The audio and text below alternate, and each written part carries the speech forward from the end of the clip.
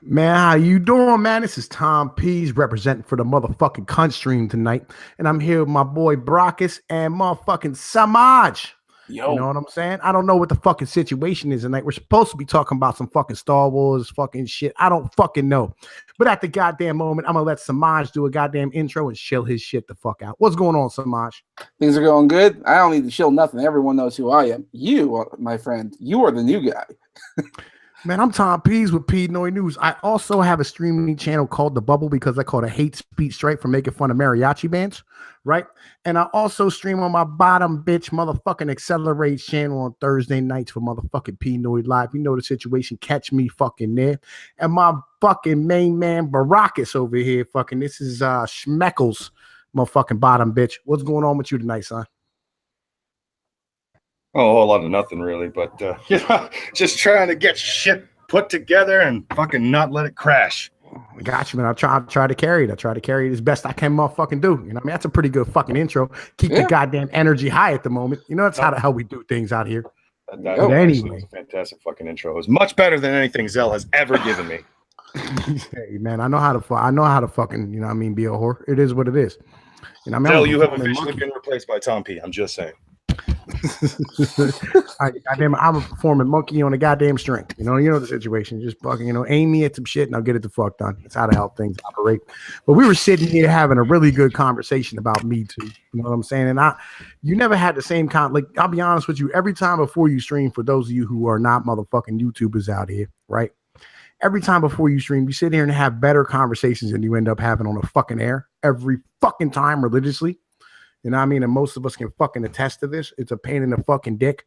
You know, just like yesterday, we had a better conversation about Sarah Hatcheby fucking Sanders than we did about fucking the whole thing while she was on fucking air. But I straightened it the fuck out because that's what the hell we do.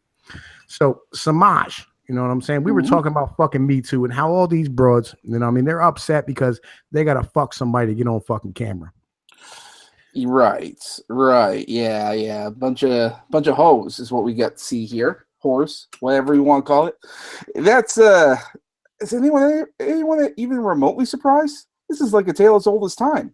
I mean, I'm actually surprised that we haven't gotten Boats and Hoes theme song being played every single time one of these new stories come out.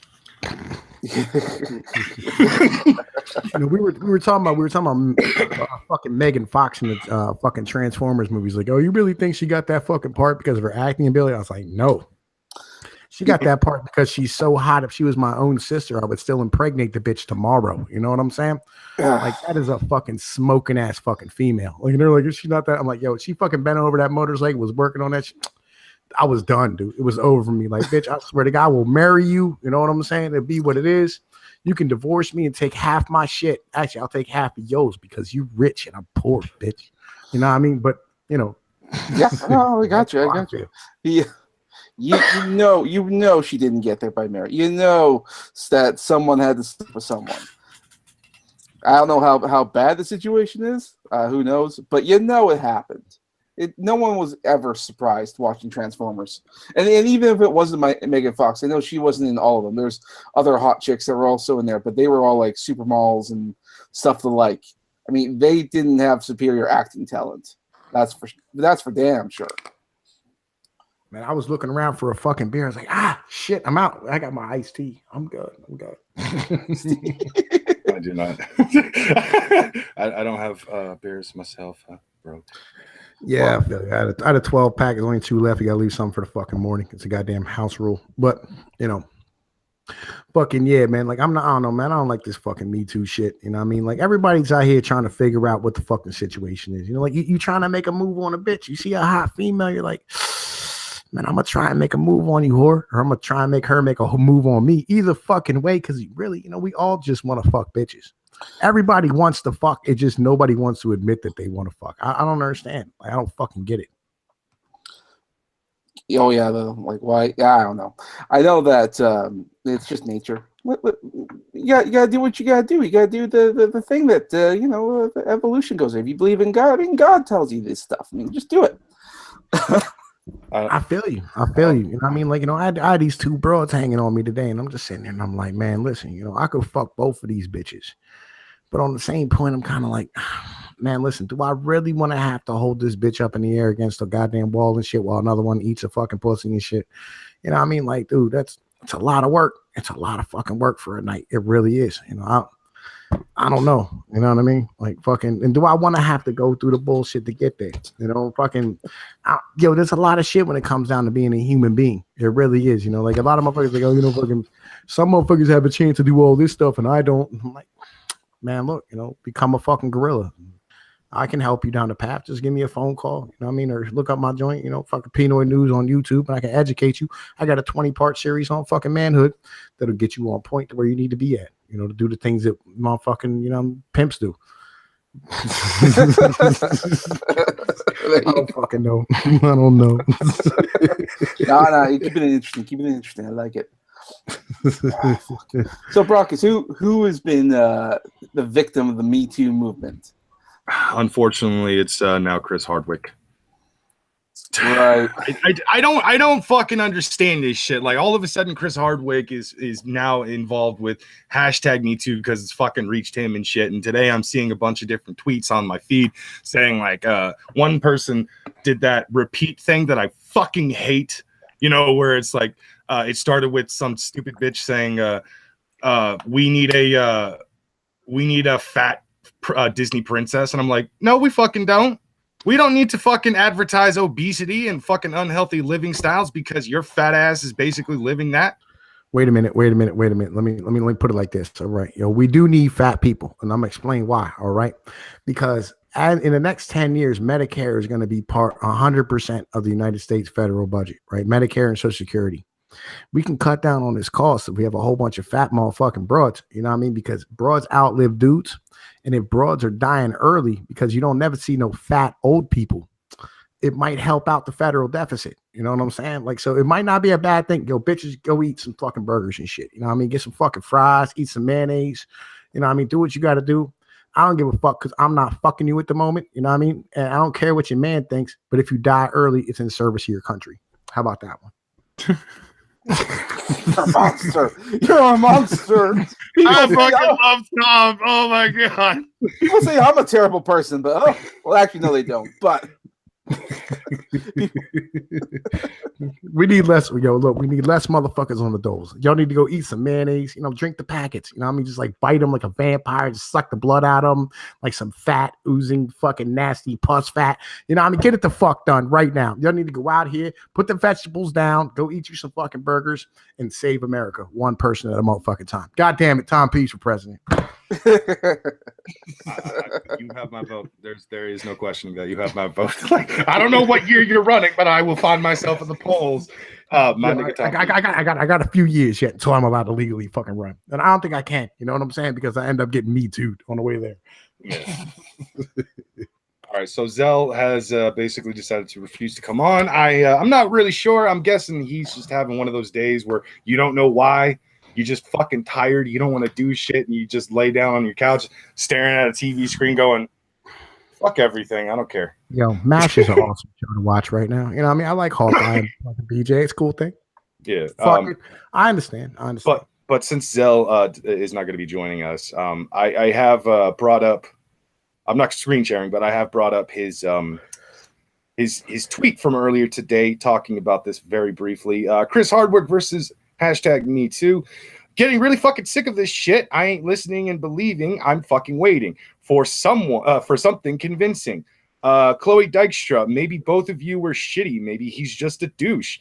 But if all the evidence points to another witch hunt and career ender with zero evidence, don't fucking be surprised by the uproar of genuinely innocent, frightened, enraged men who, though might be douchebags, had everything taken from them because of nasty allegations with zero evidence. That is a really long fucking tweet. It was broken up into two tweets because he also had a few spaces between certain things. It was a double tweet. I can't remember. Yeah. Now from that, it seems like hashtag Me Too, specifically Chloe Dykstra, has decided to point fingers in Chris Hardwick's direction. Now, for anyone who is unfamiliar with Chris Hardwick or even Chloe Dykstra, I'm not really 100% certain as to who Chloe Dykstra is. I believe she is the woman whose father was one of the people that created the models for the Star Wars movie back in the 1970s. And she's a huge fucking nerd, vlogger. She cosplays every once in a while and stuff. I do follow her on social media, but let me be honest. I haven't been paying attention for a very long time. I followed her like 1 or 2 times, I think, on Twitter and maybe YouTube. And then I just completely fucking forgot because I got more interested in other shit. Chris Hardwick, on the other hand, I know quite a bit about. He's actually been around for quite a long time. He is, I like to call him the nerd host, because almost anytime there is some sort of nerdy comedy TV show going on, Chris Hardwick is at the forefront of it as the host. He's the host of the Talking Dead TV show during the Walking Dead seasons. Every time that show ends, Walking Dead, you can basically just sit around and wait for Talking Dead to air immediately after. He also did a show called At Midnight, which was fucking hilarious because it was pretty much a lot of internet culture and nerdy shit. Chris is actually a really funny fucking dude. I fucking love him. High energy, hilarious guy, very talented. And, with people like that, don't be surprised if it turns out Chris is kind of a dick in real life, because not everyone could be a Steve Carell, who's apparently fucking a Hollywood sweetheart. I don't get this though. Like, she's pointing the finger at Chris Hardwick, and from what Zell is pointing out, there's no evidence, no actual evidence showing that Chris did anything wrong. But Chloe's sitting there using #MeToo to basically get more fame, to say that, oh yeah, she's been abused in her life and all that stuff. And Chris is about to get fucking hit hard because we all know how this shit goes. Mm-hmm. Yeah, well, Me Too is really nothing more than a glorified witch hunt. Oh, Zell actually confirmed that she does do cosplay. I remember now. I caught her on that fucking TV show that they had going for a couple of seasons. It got canceled after season 2, where they were featuring some of the biggest names in cosplay. Yaya Han was one of the main ones. They eventually had a few episodes with Jessica Nigri in it. And Chloe Dykstra was one of the big characters in that show, talking about her dad and why she's a nerd, how she got into nerd culture, all that stuff, and does cosplay.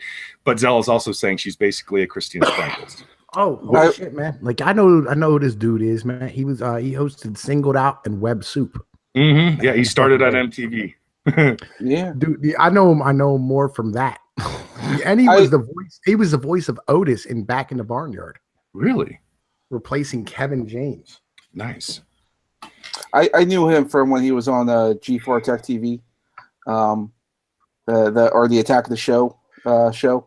I actually really loved that show, because it was just internet culture, nerd culture, and in general.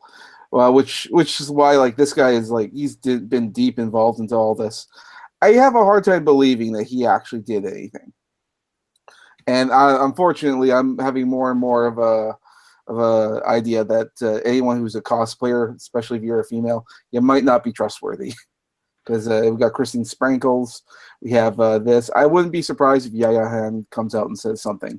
Oh, no. Yaya Han has already said some stuff. This was way before #MeToo. This is way before feminism really started to explode. But Yaya Han has had her own little battle with this sort of thing.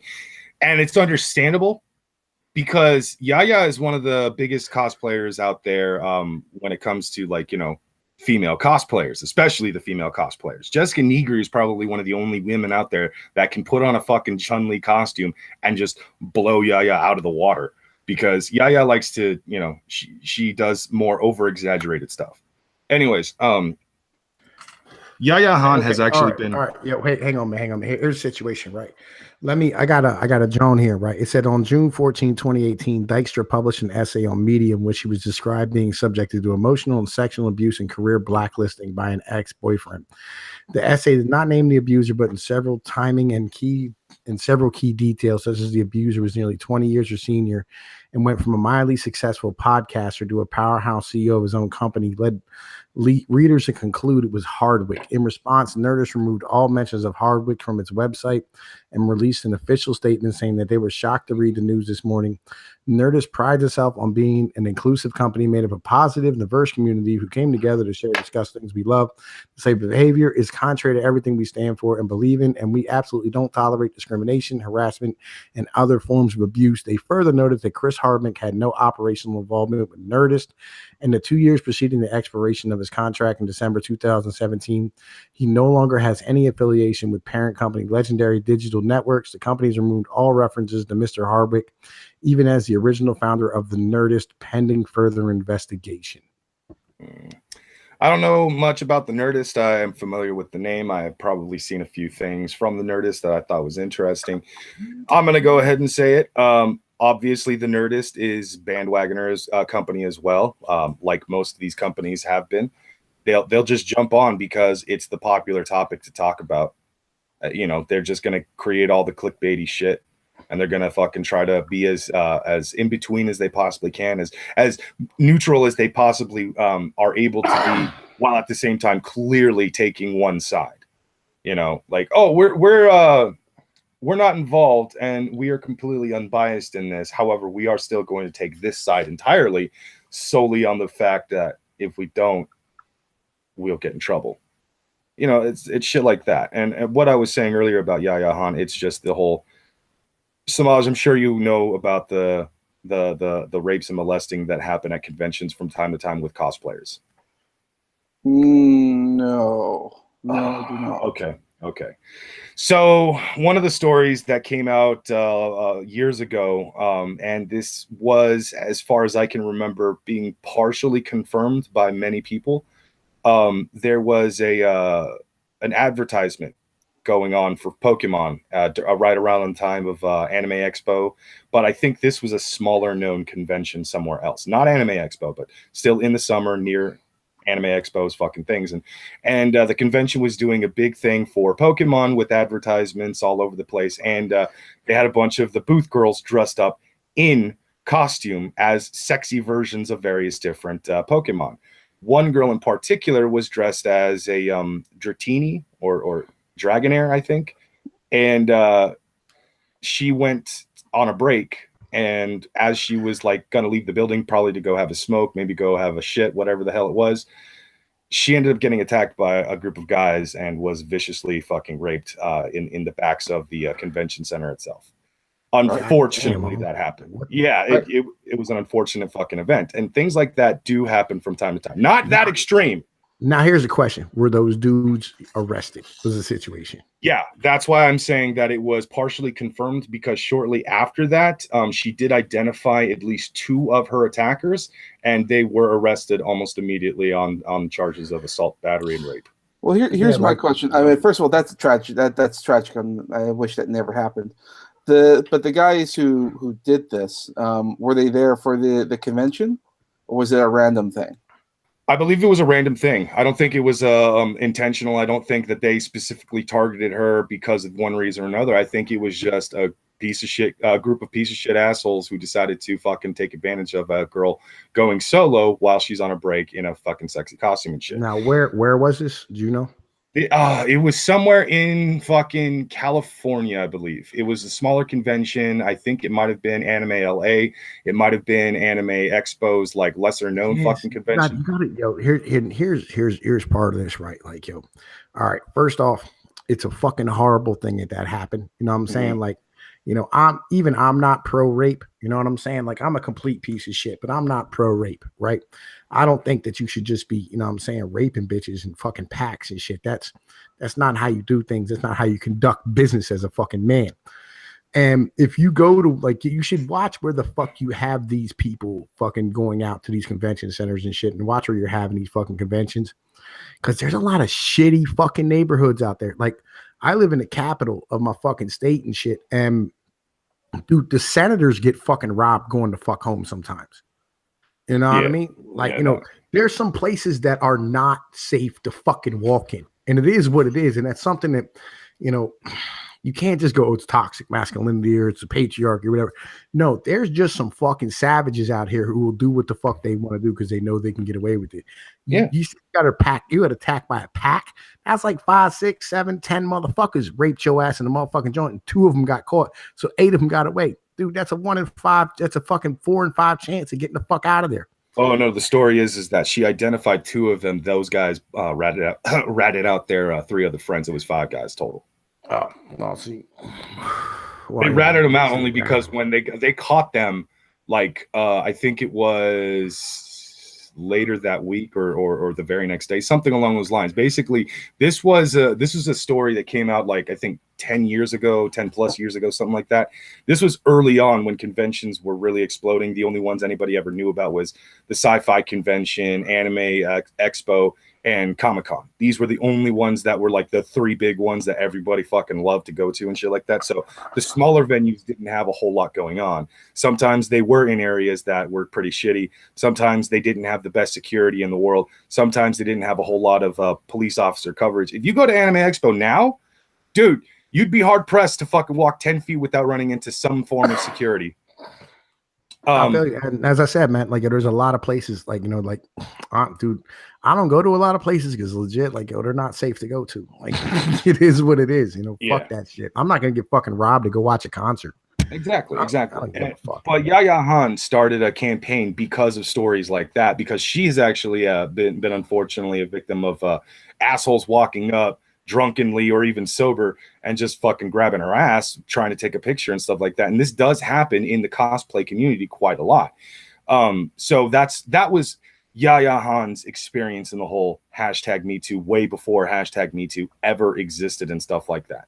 And again, Yaya and a lot of those cosplayers, they have a lot of reason to back stuff like that up and stuff like that. However, from what Zell has been saying in the chat, because I kind of been partially ignoring it for our little chat here, and I apologize about that, Zell. Well, come on, man! If you want to have a conversation, that's where we're at right now. You want to get into this conversation? Get your ass in here and have this conversation. I'm not going to push him to basically say come on and onto the stream and everything like that or anything, but basically he's pointing out that there was she wrote a book about it, as you pointed out, and that it eventually pointed to fucking Chris Hardwick. And before you even found that, he was actually talking about how she apparently was coerced into fucking or coerced. I can't remember if it's spelled with an H or not, into having sex with him. And I'm just like, how the fuck does one coerce somebody into having sex with them? Like, that's just convincing you suck my dick. Yeah, look, I don't get it. Here's the deal. All right, look, man, I get tired of this fucking, like, I don't think that abuse is a real thing, right? Like, there's no such thing as abuse between a man and a woman. You know what I mean? It's fighting, right? Like, you're 2 human beings trying to inhabit the same fucking space. You know what I mean? Like, and you're going to argue.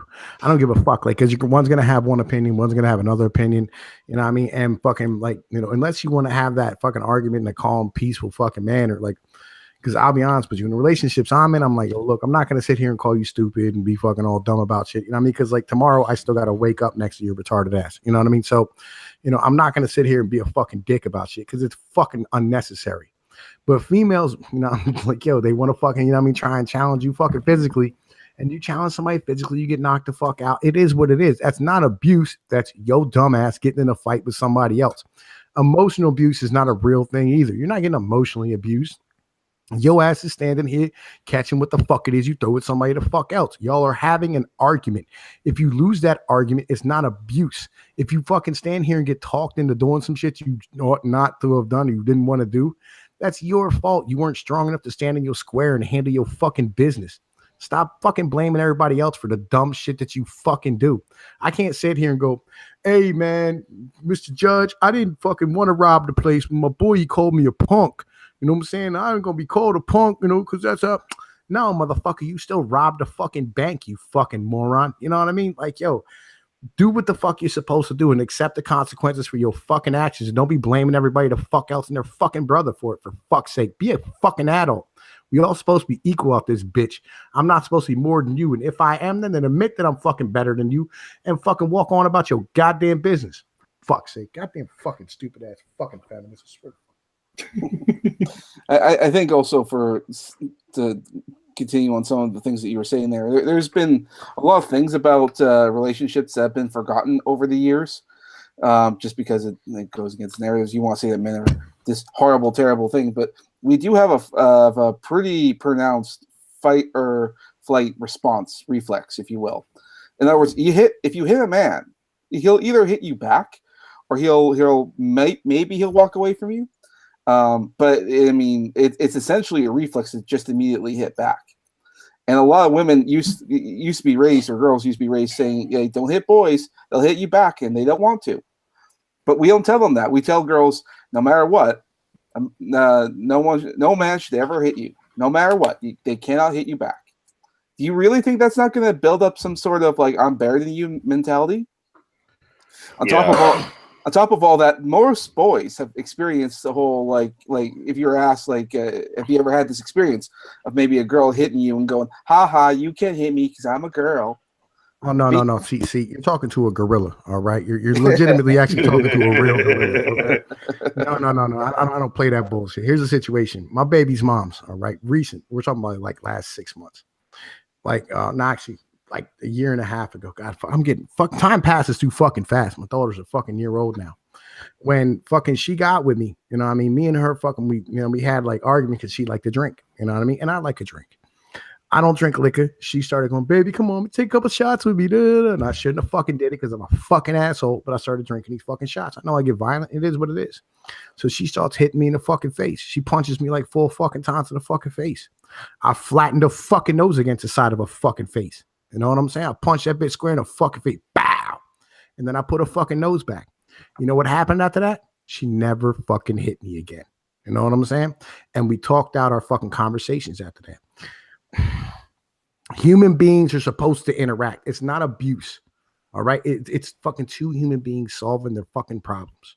And the moment you get the law involved, you're fucking breaking up families, you're fucking shit up. You know what I mean? And you're affecting everybody in the motherfucking household because you want to stand here and claim some fucking dumb shit. That's dumb as fuck. You know what I mean? I am pro keeping your pimp hand strong. Like I say the pimp's prayer on my fucking Jesus Christ is not a bitch made nigga church every day. You know what I'm saying? Yeah. When I do my fucking stream and I go, Jesus Christ was not a bitch made nigga. You know what I'm saying?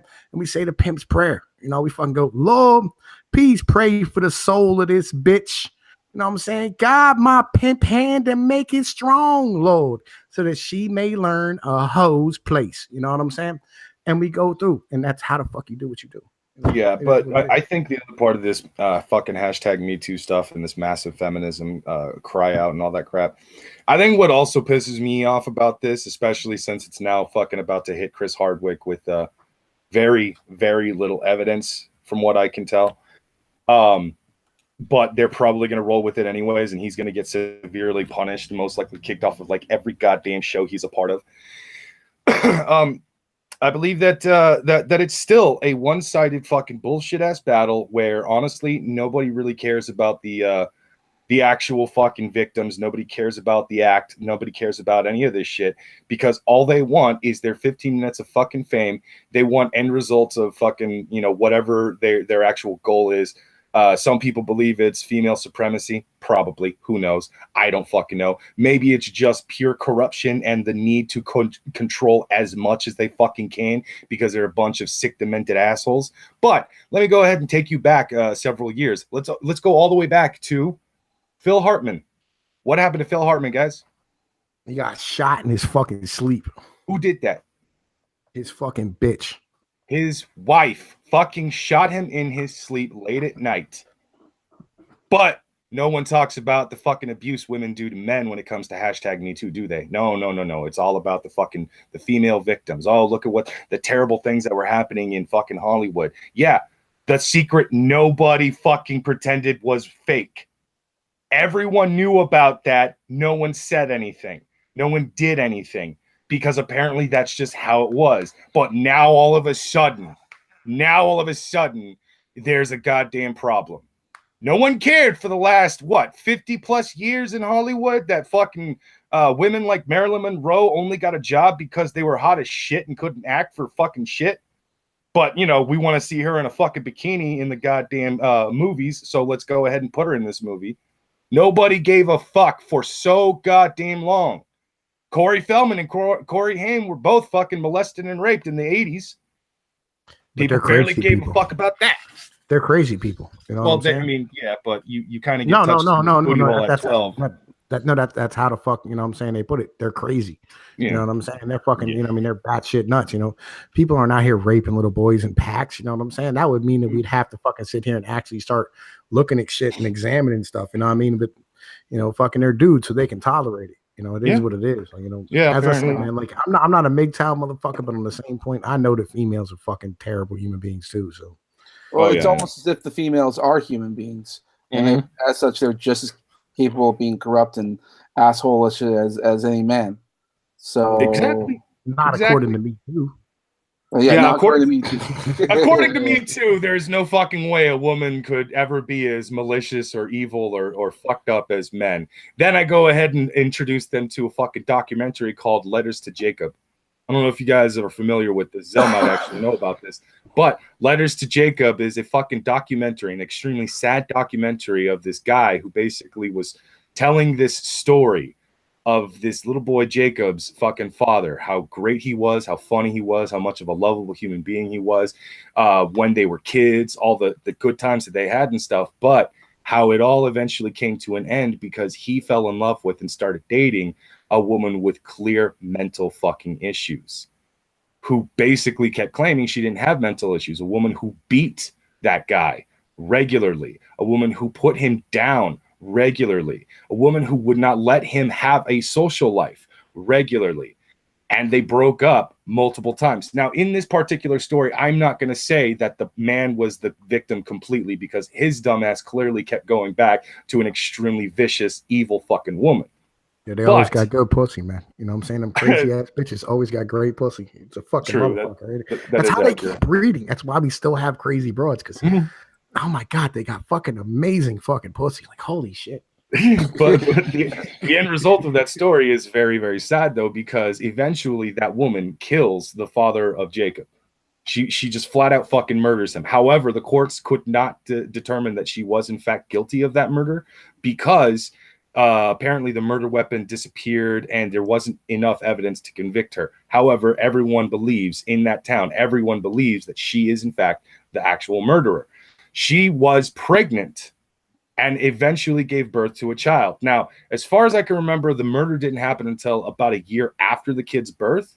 But right around the time the little boy was 2, maybe 2.5 years old, the mother psychotically and crazily took her and her son into the ocean and drowned themselves.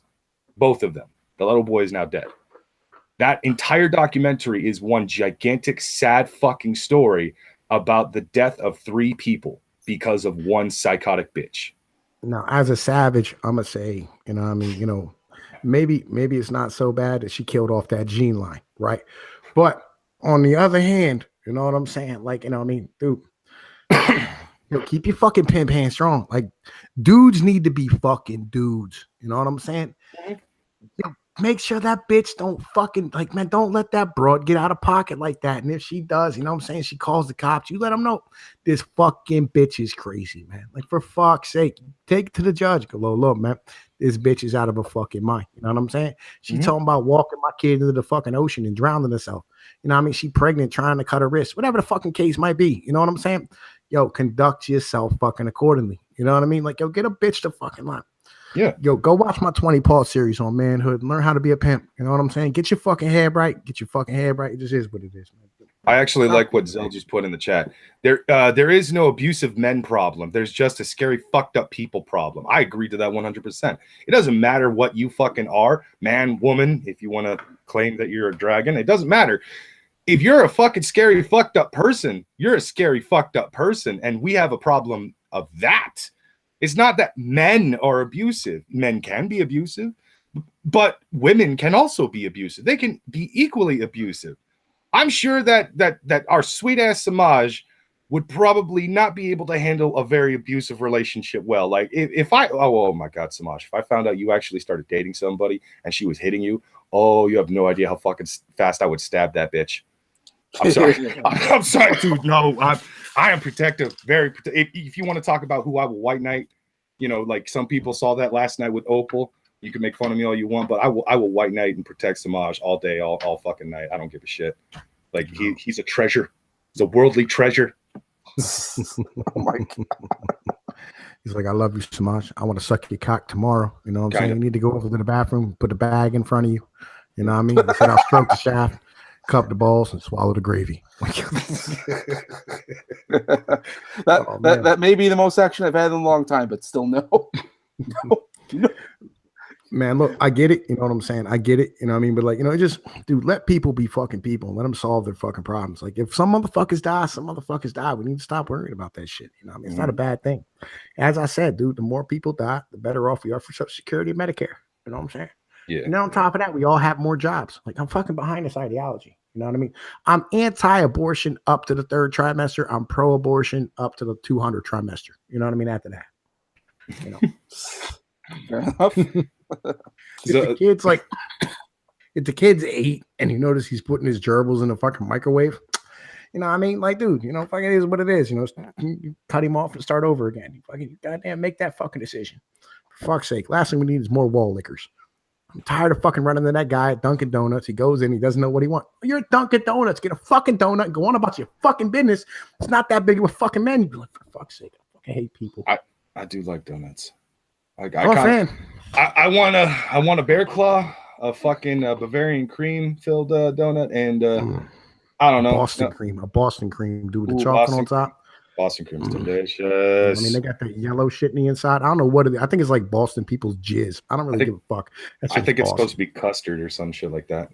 I don't know. It's fucking slamming. I'll tell you that much. It's fucking pounding. Like, again, I mean, dude, it is what it is. You know what I mean? Fucking, we need to stop. We need to stop all this fucking nonsense right now and get down. We're all people. You know what I'm saying? And people are trying to solve other people's problems. We're trying to solve our own problems.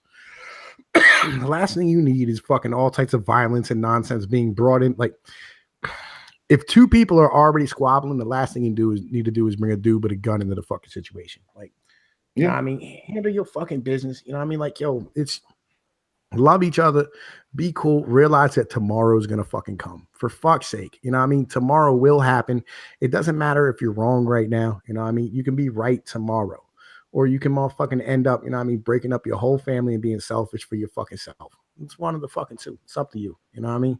Yeah. Personally, I think you should shut the fuck up sometimes. Learn how to be quiet. Go the fuck back.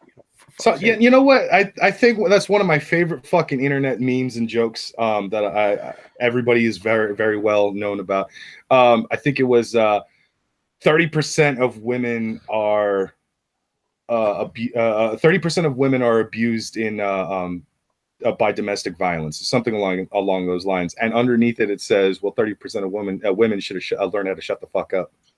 And I laugh at that one because I can't, like, I don't know why the fucking domestic abuse jokes always crack me up because. But yo, it's the truth though. But it's the truth because there's a lot of truth in that. Like, man, look, if you learn how to shut the fuck up, your life gets so much easier for you. You know what I'm saying? It really does. Like, you can make any relationship work if you learn how to shut the fuck up. You know what I mean? It's some basic ass shit. That's true. I will say that, look, if a man is a big sports fan and he's watching ESPN or he's watching a game and you want to come and interrupt him and fucking tell him, oh, you have to take out the trash right now because I fucking want you to take out the trash right now. Look, do not do that.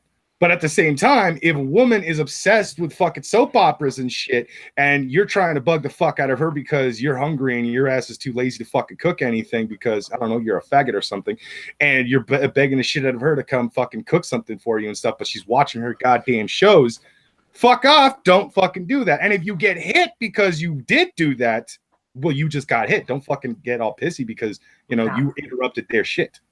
Now, look here, man. I'm not going to say that like violence should happen because, you're standing in between each other. But, excuse me, you don't have to be fucking right 110% of the fucking time. You know what I mean? You really don't have to be fucking right all the fucking time. Just fucking learn how to be, take one for the team, walk it the fuck off, and mind your fucking business. Just shut the fuck up. Every relationship gets better when you shut the fuck up. Try it. It's not that bad. Try not drinking so much. You know what I mean? Quit watching these fucking retarded ass shows where bitches just pop off at the mouth and say whatever they fucking want and look at you with that self-assured grin, knowing that they can't get punched in the mouth. You know what I mean? Like, yo, fucking just shut up, enjoy your fucking life. Look at what the hell you have and go, hey, would I like to lose all this shit right now? You know what I mean? And this goes for like broads in particular. You know what I mean? Because once you lose your dude, realize your lifestyle is going to be fucking adjusted. You're not going to have that income anymore. You know what I mean? If you're fucking going to have to deal with your kid full time, do you really want to fucking have to deal with that little window licker all day, fucking full fucking time? For fuck's sake, just shut up and be fucking cool. Man, we can solve like 99% of all fucking problems. Not every one of your fucking thoughts has to come out of your fucking cock smoker every fucking day. For fuck's sake. Nobody gives a fuck. You know what I mean? God damn it. I have strong feelings about this dumb bullshit. I'm tired of fucking dumb broads. Because you ever rescue one of them? One of what? Like a female. Have you ever rescued a fucking female? That depends on what you mean by that. All right. So Valentine's Day, it was back, I don't know, like fucking forever ago, right? Fucking a while back. This dude was kicking the shit out of his bitch, right? And bitch threw him out of the fucking house. And he was upstairs, like kicking the fucking door, like, oh man, you let me in, you know. And my girl was like, you ain't getting no pussy till you go upstairs and handle that. She's my friend, you know. I was like, man, look, I'm not fucking. She's like, I don't give a fuck. You know what I'm saying? My legs is closed. I'm like, for fuck's sake. So I walk upstairs, you know what I'm saying? And I get in the motherfucker. I go over to the dude. I'm like, bro, yo, look, you know what I'm saying? My female standing here fucking telling me I can't get no fucking pussy until you shut the fuck up, right? And the fucking dude looks at me and goes, oh, I'm sorry, man. I didn't mean to cause no problem. He's all drunk and coked out of his fucking head. You know what I'm saying? Like, dude, just take a walk for a little bit so I can go get some fucking pussy. I go downstairs, get some pussy. Like 3 minutes later, this motherfucker's back kicking at the fucking door again. I'm like, this motherfucker, here you go. I go back upstairs. I walk him the fuck out of the goddamn building. You know what I'm saying? And I'm like, dude, you need to calm down. He's like, what, man? You fucking my girl too, man. You be out there getting all that fucking pussy all the time and shit. And he comes up and he fucking pushes me. And I'm looking at him, and this fucking dude, like, I'm squaring off, and I'm like, I'm a fucking rocking, but he's like 5'8", maybe like 150, 160 pounds topside. I'm 6 foot 245, right? And he has like a fucking set of concrete steps behind him. And I'm like, I hit this motherfucker. He's going to fall down these motherfuckers and he's going to end up like breaking his fucking head open. I'm going to go to fucking jail for involuntary manslaughter and shit. I'm not going to do this. You know what I mean? Fucking, so I'm like, dude, I just hug him. I'm like, dude, man, you need to go on about your fucking business. You know what I mean? The guy goes on about his motherfucking business and shit. And, you know what I mean? The next day we go upstairs. This bitch got a black eye, fat lip, and they're holding hands, walking down the fucking street. Yo, it just is what it is. You know what I mean? Like, yo, you just, right. I ain't rescuing bitches. I ain't standing up for nobody. That's what I'm saying. Like, you're just two human beings trying to solve a problem. Yeah, no, I've never really done something like that. I've never actually, like, you know, saved anyone in particular. I have, in some situations, intimidated the shit out of a fucking boyfriend who seemed like he was quite possibly going to get violent with his with his girlfriend. Specifically, it was just the tone of his voice when he was talking to her in public and stuff like that. And she's my friend, and like, I guess he took one look at me and did not like the fact that I was twice his size. It could have easily fucked him up if he had done anything physical to her and shit. So that's as far as it really goes to me doing the whole save a hoe thing. There is, however, a funny fucking story about Zell in public with some friends at Starbucks. So Zell was hanging out with some of our mutual friends at a Starbucks, and they were just, you know, chit-chatting about fucking whatever. We're all nerds, so it was most likely nerdy ass shit and stuff, you know, video games, movies, fucking comic books.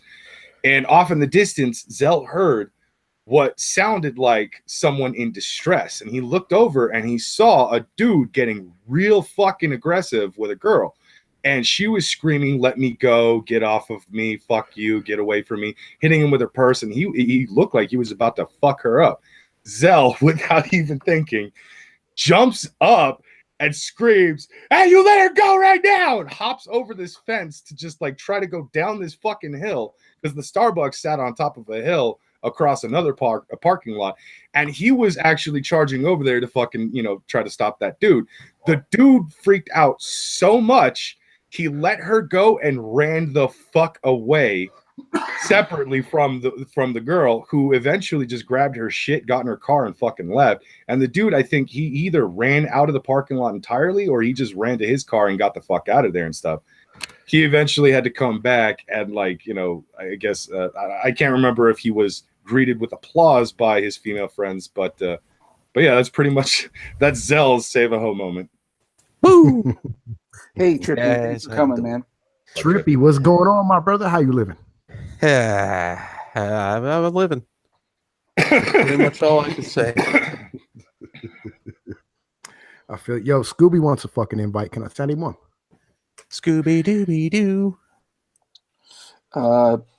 Rockus. Oh. Yo, Scooby wants an invite. Can I send him one? Yeah, sure. All right, rock on. Y'all know Scooby 331, man. He's a fucking man and shit. Quick question there for you there, Brockus.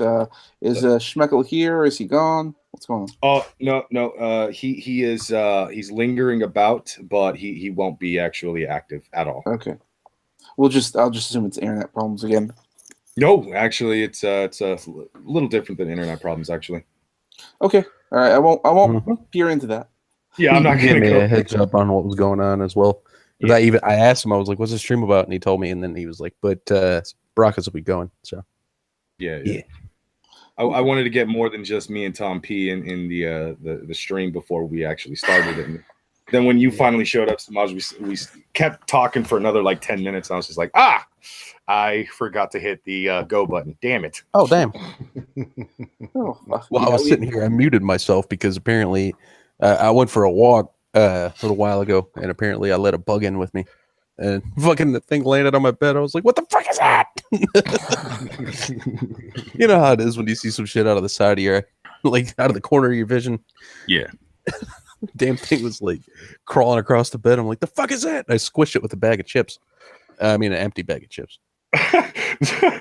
Zell saying, "Zell, the whitest of nights." I think it's because the Save-A-Ho fucking story I just told. Like, dude, even he forgot about that story, is what he was saying in the chat, because it was one of those things where like he didn't even think twice about it. He just heard distress, looked over, saw somebody being manhandled, and decided. And like, I've actually talked to Zell at length about things like this. It wouldn't have mattered if it was a fucking chick, a big ass chick grabbing some small, scrawny fucking dude doing the exact same shit. Zell would have still jumped up and fucking gone to say to stop that shit, just because of the fact that like he does not like people abusing people at all. Like he is vehemently fucking abuse in any way, shape, or form. Man, What happens if I come over and I start abusing Zell? Is he gonna protect himself? No, he's gonna take his pants off real slow, but pretend like he doesn't want it. No, I'd imagine Man, if I did that, then Kadunt would kick my ass. Kadun to fuck you up, yeah. This is what it is. Yo, speaking of guineas, motherfucking my boy Scooby 331 just joined the motherfucking chat. What's going on, Paisano? Not much, chilling, baby. What's good? What's happening, fellas? How you living? I'm all right. Shoulder fucking. How am I sliving? We're doing good, man. Doing good. I'm sliving. We're talking Question, about a bunch of hoes in Hollywood. Your name's Scooby, but you clearly got the Mickey thing going on. What's going on with that? Well, the name Scooby is because my last name is actually Spanish. My father was from Corleone, Sicily. So rather than dox myself, the people in the neighborhood used to call me Scooby. So that's actually like when I go out, I walk around town, no one knows my government. They all call me Scooby. So that's part of the reason I use the name. The Mickey Mouse thing is because I'm a huge comic book fan, and I can't stand Disney for what they did to Marvel and SS, man.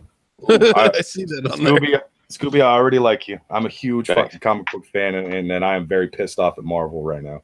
Oh, you Yeah. want to hear something kind of funny? Brockus, fucking, Sure. I always wanted to work for Marvel, right? Yeah, same. And then I actually, I ended up in the hospital with diabetes. Why, while I'm in the hospital, do I find out that Marvel was just bought by Disney? Oh, that's kind of funny. I had a bad day, man. I'll be honest with you, man. Like, yo, this might be the only chance we had to get a decent fucking X-Men movie. Mm. Oh, with the whole Fox thing? Yeah, that's true. I can't exactly deny that, but You know what I mean? Because, like, yo, they'll put the production quality into it, is kind of where I'm at. You know what I mean? Fox's philosophy has always been like put in less money to get a better quality item, because people, if you have less to work with, you'll be more careful with your budget and be more, you won't rely on so much on special effects. You'll be focusing on character developments and whatnot. And that's been a fairly good philosophy for a lot of their movies. But with something like X-Men, you need to fucking pour money into that thing, because this is the motherfucking X-Men. All right, this is a huge cinematic thing. Yeah, didn't they just get bought by Disney and shit? Yeah. Yeah, Yeah, that's the what I'm saying. cinematic department got bought. Fox still retains the rights to, I believe it's Fox Sports and Fox News, but that's it. The rest is all That's Disney what I'm now. saying, dude. Like, yo, fucking the X-Men franchise and shit. Awesome, dude, man. Look, I really do think this is the one chance we had to get a fucking half decent motherfucking X-Men movie, and I'm fucking excited. You know what I mean? Because I've been a fucking Right. X-Men fan since back in the goddamn 90s and shit. I'm very nervous right now because I remember I've been listening to some things, and Disney stock has been going down, and that apparently may affect this Fox Disney merger. Because if it's going down, it might cost more money than it's worth, and all that. And that's predominantly because the Star Wars movies they've been tanking so bad that Right. I know that Disney stock is Finally. going. God. Yeah, well, like Disney stock is going down and not going up, and that's making people very concerned. And Just to stockholders. be sure, though, Samaj, Star Wars is the it's a movie, right? And they got like they got that one guy, and he's like a big purple dinosaur, and he loves everybody. Yeah. Trippy, I'm gonna yeah. have to go stab your fucking diabetic ass right now. Just to be sure, Star Wars is that one thing with William Shatner, right? And he I will fucking kill you for that one. went Super Saiyan that one I time. will fucking murder you. I will skin you alive, wear you like a goddamn track. Wait. Hold on, Fucking kill Trippy. you. I thought Star Wars was the one with the Cyclones. No, dude, it's the one where William Shatner he went Super Saiyan, and then he killed King Piccolo. Oh yeah, that was before Star-Lord did the dance off. Yeah, I got you. I see Yeah, you. with his friend Pikachu while they were all on. What were they all on? They were all on that thing with the stuff. Oh man, they had such an epic moment there. Like when I saw I Rocky can't remember it Raccoon. all, dude. It's so crazy. I Yeah, know, Rocky right? Raccoon was there, and Wait, he was they like had- shooting at Piccolo, Didn't but he was Star Wars, dodging it. didn't Star Wars come out? They had Jerry Lewis, and he was like a chimney sweep or some shit like that. Yeah, the bad guy of the whole thing had a British accent. I swear to God, we know what we're talking about, guys. I swear to God. Yeah, exactly. I know exactly what you're talking about. It was the one. They had that lion. They had a lion that didn't have any heart, and fucking. Dude, and then he saved Narnia. Yeah. He talked to that guy behind the fucking curtain with the bitch with the basket and shit. You know what I'm talking about, right? Right, and it all started because of Tim Allen. Sigourney Weaver made an appearance, I think, wasn't it? Like she was a couple of times, dude. Yeah, she was the bro with the big nose. You know what I'm saying? Yeah, and she had that black helmet on, and she was like, "Hi, I'm your father," and shit, and then Darth Vader. You know what? No. I'm not. I can't stay quiet anymore. This sounds like the best fucking movie of all time. First of all, I have to point that out to you guys right now. Second of all, I didn't know Jerry Lewis was a part of this. I fucking love Jerry Lewis. That is amazing. But Brockus, Yo, then Bill they got Murray Darth was Vader. talking about not crossing the streams. I'm pretty sure I remember that. Wait, It was what? Bill It Murray. wasn't. Bill Murray said, "Don't cross the streams." I'm pretty sure. It wasn't Darth Vader. It was Darth Maul. Darth Maul took his helmet off to reveal that he had little puffs on the side of his head and kind of looked like a female version of Mickey Mouse. Wait, wasn't the All best? I'm gonna say is it was not a franchise without Jar Jar Binks. That's all. No, I'm Yeah, no, that's dude. what I'm saying, dude. Jar Jar Binks was probably the best character ever made. in Made the fucking- fucking series. That's all I'm saying. They should erect a fucking statue of Jar I Jar. don't Yo, know if I why can did they participate do in this hypocrisy anymore. This is Yeah. Why I did like they the part of even the make movie a where- solo movie. They should have made a Jar Jar Binks movie. I don't understand. Dude, Yeah, the origin story. The Jar Jar trilogy. The Seriously. Jar Jar trilogy. Like, for fuck's sake, he was my favorite character. I swear to God, that guy who's like, "Oh, Mises, Mister, I goes and does what I do." Yo, fucking, that was my favorite dude. Like an alien Squizgar. I like the part of the movie though where Jar Jar had to defend his house from the sticky bandits. Yeah. Fucking Jar Jar, he fought Kermit the Frog halfway through the fucking movie and shit. It was badass. dude. Like Lost Jar Steve Jar Lyle. used to ride around on Snuffleupagus, didn't he? Snuffleupagus. Yeah, dude. Yeah. And then we're like skin him a rinky dinky dink.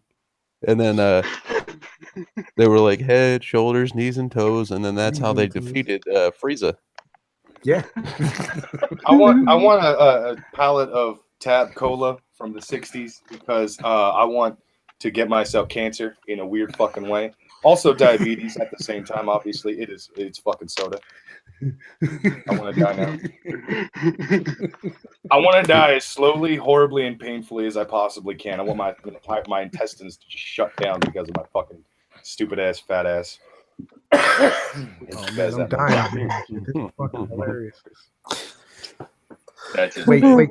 Thank you for that, guys. What didn't Yoda drive a cab or something like that in the movie at one point? Yeah, dude. He was a little short, so he had to use sticks and phone books to reach the pedals and see over the steering wheel. He was played by Andy Kaufman, right? Wasn't that the situation? Mm-hmm. Yeah, gotcha. Was he that cab driver in Ghostbusters? Yeah, I think that's the one I'm thinking about. Oh no, we got it wrong, dude. Andy Kaufman played Jim Carrey in that movie. Right. Get out of here! Get out of here, cat! My cat keeps coming over. She's in heat. She's trying to meow into my microphone and say hi to all the boy cats who might be listening. What a fucking hoe! I know, right? Samaj, your cat would do the same exact shit. Don't even try to act like that doesn't happen. My cat's been fixed. He ain't spraying nothing. He still wants to spray the everythings. But then there's also that part of the movie though where they had those cards where they throw them and then monsters come out of them. I think they're called Digimon.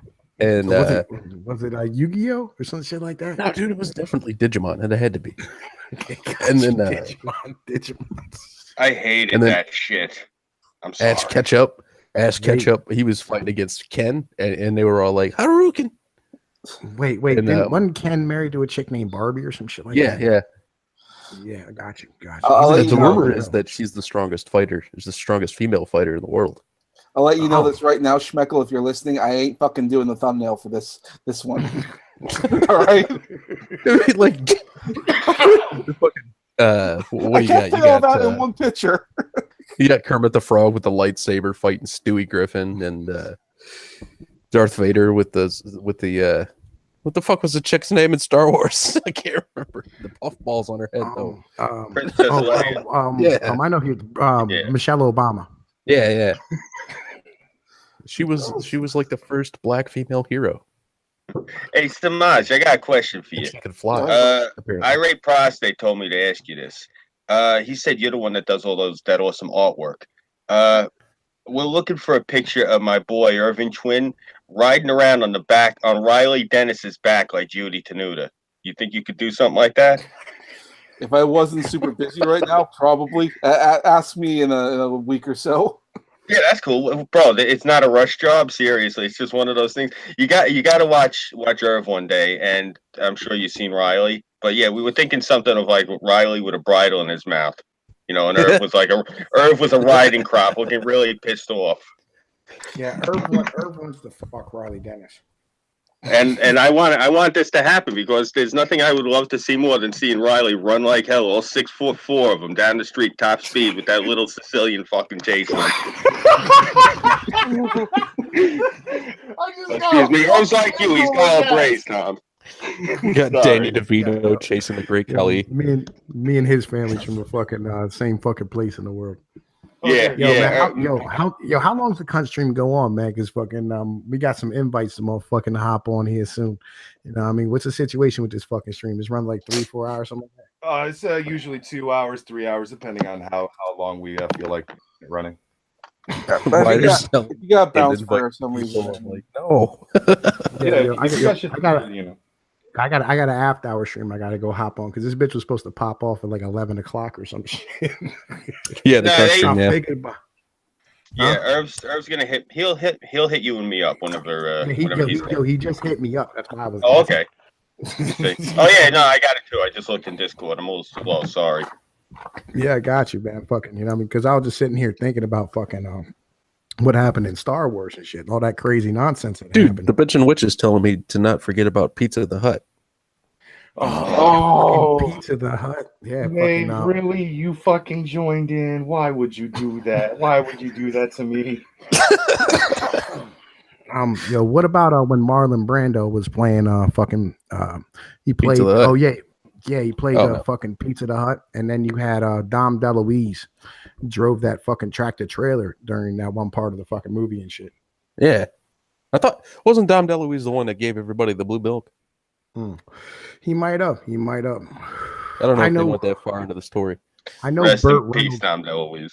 I know Burt Reynolds ran away from fucking Darth Maul at one point in a fucking Chevy Chevette that had like afterburners Oh, on the the back. Chevette, dude. Yeah, he had to switch cars.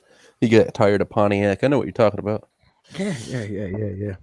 Now I gotta go watch these movies. Thanks, guys. It's like, yeah, I haven't seen these in 20 years. All right, now I gotta go watch them. Be prepared for all of that.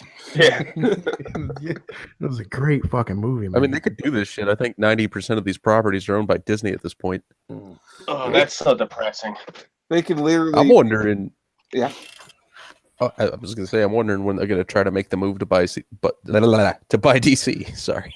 Oh my God, that would be like the death knell. That's the coming of the apocalypse. That would be I'm pretty sure that the government would be like, no, you can't have that too. No. I want to see Disney get it and then finally put a nail in Superman and Batman's fucking coffin. I'm so sick of those fucking movies. They That suck. would be easy, dude. You just have to do a movie about a superhero that other people love. There's millions of them, and don't really hear about.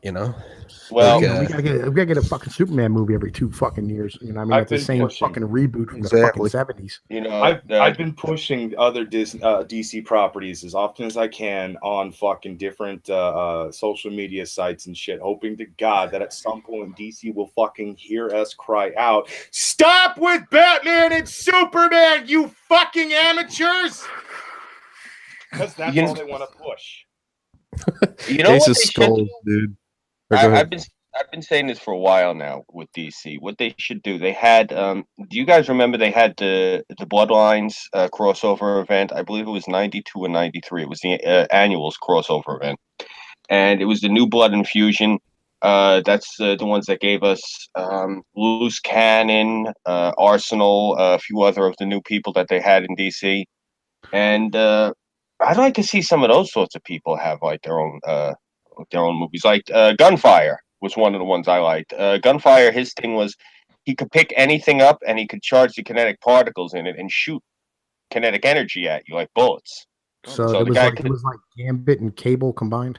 Mind bullets. More like Basically, he could pick up an apple and he could start shooting the apple at you like a gun until the apple's completely disintegrated. Like it would turn to dust in his hand because he shot all the matter out of it at you. But it's hitting you like bullets. Wow, So fucking interesting as shit. That's awesome. yeah. Oh wait, He- did Richter come from that as well? I believe so. Yeah, gun-toting better Batman. We got Ace of Skulls in the chat says, I loved when the Joker slapped down Darth Maul during the Infinity Wars and Mario fucked up the Karate Kid for playing with his Infinity Gauntlet. Yeah.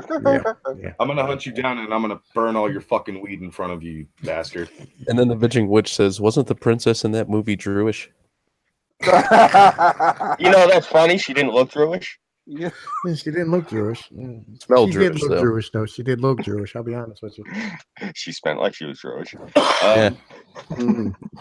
I love how You the know- streams usually go on when it comes to cunt stream. Like we have a topic, we'll talk about it, and then I think about 45 minutes after we're done talking about the topic, someone makes a dumb fucking joke, and then it's all the nerd references. Well, we're all a bunch of fucking nerds in this stream, so I mean, why Yeah, not? true that. Yeah, I'm not I really still- a nerd, but you know, I still I'm fucking- remember when the God of War beat up Nico Bellic. That shit Don't was make- weird. don't make me punch you. Yeah, I don't know who either of those are. You know, Grand but Theft Auto before, and God of War. before No, I no, forget Harry- though, Trippy, you had brought something up that made me reminded me of something. I got From what I understand, because in case you couldn't figure it out yet Take from this care. accident, I live Have in a New good York. one, man. Laters. So, yeah, I got to hop out too, but I just wanted to tell you about this really quick since you brought up Go the ahead. point. DC, that's not what Marvel's, that's not what Disney's next acquisition is that they're looking at. Like I said, I'm from New York, if you couldn't tell from the accent. And what it is, I have a lot of inside dirt. I talk to a lot of the people that work in the industry in Manhattan because I am a journalist by trade. And from what I understand, Disney's next acquisition, they're not looking at DC right now. Mhm. The three that they have their eye on is they're looking at Hasbro. Oh boy. They are looking at Blizzard, Mhm. and they are looking at White Wolf Publishing. Those are the three that Disney has in their crosshairs. Oh, fucking great! Yeah, Kind of let's just- surprised Funimation didn't come up. Funimation and Bandai, I think, are actually in talks right now with Viacom, but don't quote me. But this is the thing. I think Bandai and Funimation might actually be bought out by Viacom before 2020. And from what I'm understanding, you may see a partial merger of combined interest between Viacom and Disney before the close of 2025. This is what I've heard. I can't confirm any of this because no one will go on the record, but this is what I got from Mile High Comics and from City Comics when I talked to a few of the people in there. And I talked to the people who work over the distribution warehouse for Disney that they have over in Queens. So as close as I could get to an actual source, this is what I've heard. But this is what they have possibly for the next 10 years. This is what they're looking at acquisition-wise. I thought Funimation was already owned by Sony. From what I understand, there may be a change of ownership. I'm not sure what's going on with Sony's portfolio. I think because of what their losses that they had with the Spider-Man debacle. So it's yeah. It's that bad, huh? I didn't know it was that bad. I knew that yeah. You got to remember they had everything set up. They were going to make what was it, the Sinister Six movie? Mm-hmm. They had so much that they had already invested in that, in CGI, in costumes. They had already paid people on retainer, and then they had to cancel that out. So there was a lot of losses for the company for that. And there's been a few things going on with Sony. Were they the ones that put out the new that Ghostbusters that tanked? Was that Sony? Yeah. Oh yeah. Yeah, that was a very big fiscal loss for them. So I imagine it would be. Yeah. So between Sony and them scrapping Spider-Man and then the rights reverting to Disney, Sony is their motion picture department's hurting really bad. So from what I understand, I think Funimation might be what they're looking to unload. Didn't they do that Dragon Ball movie a few years ago? That was it was like liver spots. Yeah. I'll talk Dragon about Ball that. Evolution. It's Brockus's favorite movie. He jerks off to it. I will fucking stab you. Yeah. Yeah. So Sony hasn't really been hitting them at the park lately, is my point. Well, I know that they've been substituting some of their losses by increasing their prices on the video game department. So a lot of things you buy in the way of games for PlayStation is always going to go up. So that's unfortunate, especially if you're a gamer. Yeah. Yeah. Okay. Fucking chats tell somebody in chat's like, "Hey, Scooby knows ICP, Trippy." All right, I'll give you the story really quick. I went down last year to Moore. It was me, Diogenes Asino, the Burnside Film Project, and Greater Ajax. And so we all go down to DC to cover the Moore event, and we were already planning to go down there, and all of a sudden the Juggalos were having their march. Mm-hmm. So we wound up getting separated when we were down there. And we were going to cover Moore anyway, but we wound up covering the Juggalo March also. And it's funny because Diogenes Asino is not a fan of the Juggalos. Apparently, his roommates used to be Juggalos, and he developed like a bit of a hatred for Juggalos or whatever. There's a reason I'm saying this. It's kind of funny. So we got separated from Voice to Burnside, and Greater Ajax was still covering the Moore event, so we split up to go find Burnside. And so me and Diogenes are walking, and all of a sudden the Juggalos start doing their march. And I'm standing next to Diogenes, and remember I said Diogenes he's just not a big fan of ICP. Yeah. And all of a sudden, which one is it? The bigger one, Violent J. He rounds the corner. Yeah, he rounds the corner and nearly slams nose to nose into Diogenes and goes, "Hey, what's up, man?" and says hello to us and keeps walking. Mm-hmm. And it was great. So I turned to look at Diogenes, and the look on his face was fucking priceless. But we wound up marching with them. Mm-hmm. They were nice. He was nice enough, Violent J. He was a nice guy. But he was busy. He had all those people, like hopping around with their makeup on and shit. We weren't in makeup, so he's not really going to pay too much time to us. We were press. We're just there to cover it.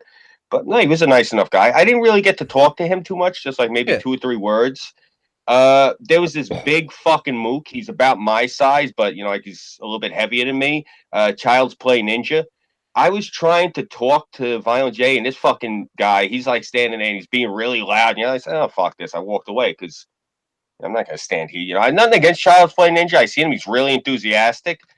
But you know, when you're standing there trying to talk to somebody, and you got this big Mama Luke standing next to you, fucking bellowing like every 5 seconds, like, I'm thinking to myself, asshole, you've met this guy dozens of times already. What the fuck? Tone it down to 8. But yeah, overall, they were nice. You know, the ICP were really nice in person. You know, like I said, I only talked to him. Shaggy Too Dope, I didn't talk to. He was, you know, talking to other people. They were busy. Well, You yeah. know? But They were doing nice the guys. Yeah. What was it? The Juggalo March. I forgot what the fuck the name of it was, but it was against against the whole charge about them being a gang. Yeah. And you want to know what's funny? The Juggalo March on Washington. Yeah, that's it. And what's funny was, out of anybody who was there, the person I spent the most time talking to was that black lawyer of theirs from the NAACP or whatever the fuck she was from, the Southern Poverty Law Center, I think it was. Oh, okay. What a nasty bitch! Holy shit, was she nasty? Damn. Yeah, I'm just sitting there listening to her talk, and it's kind of fucked up because I didn't realize it till like a little bit afterwards.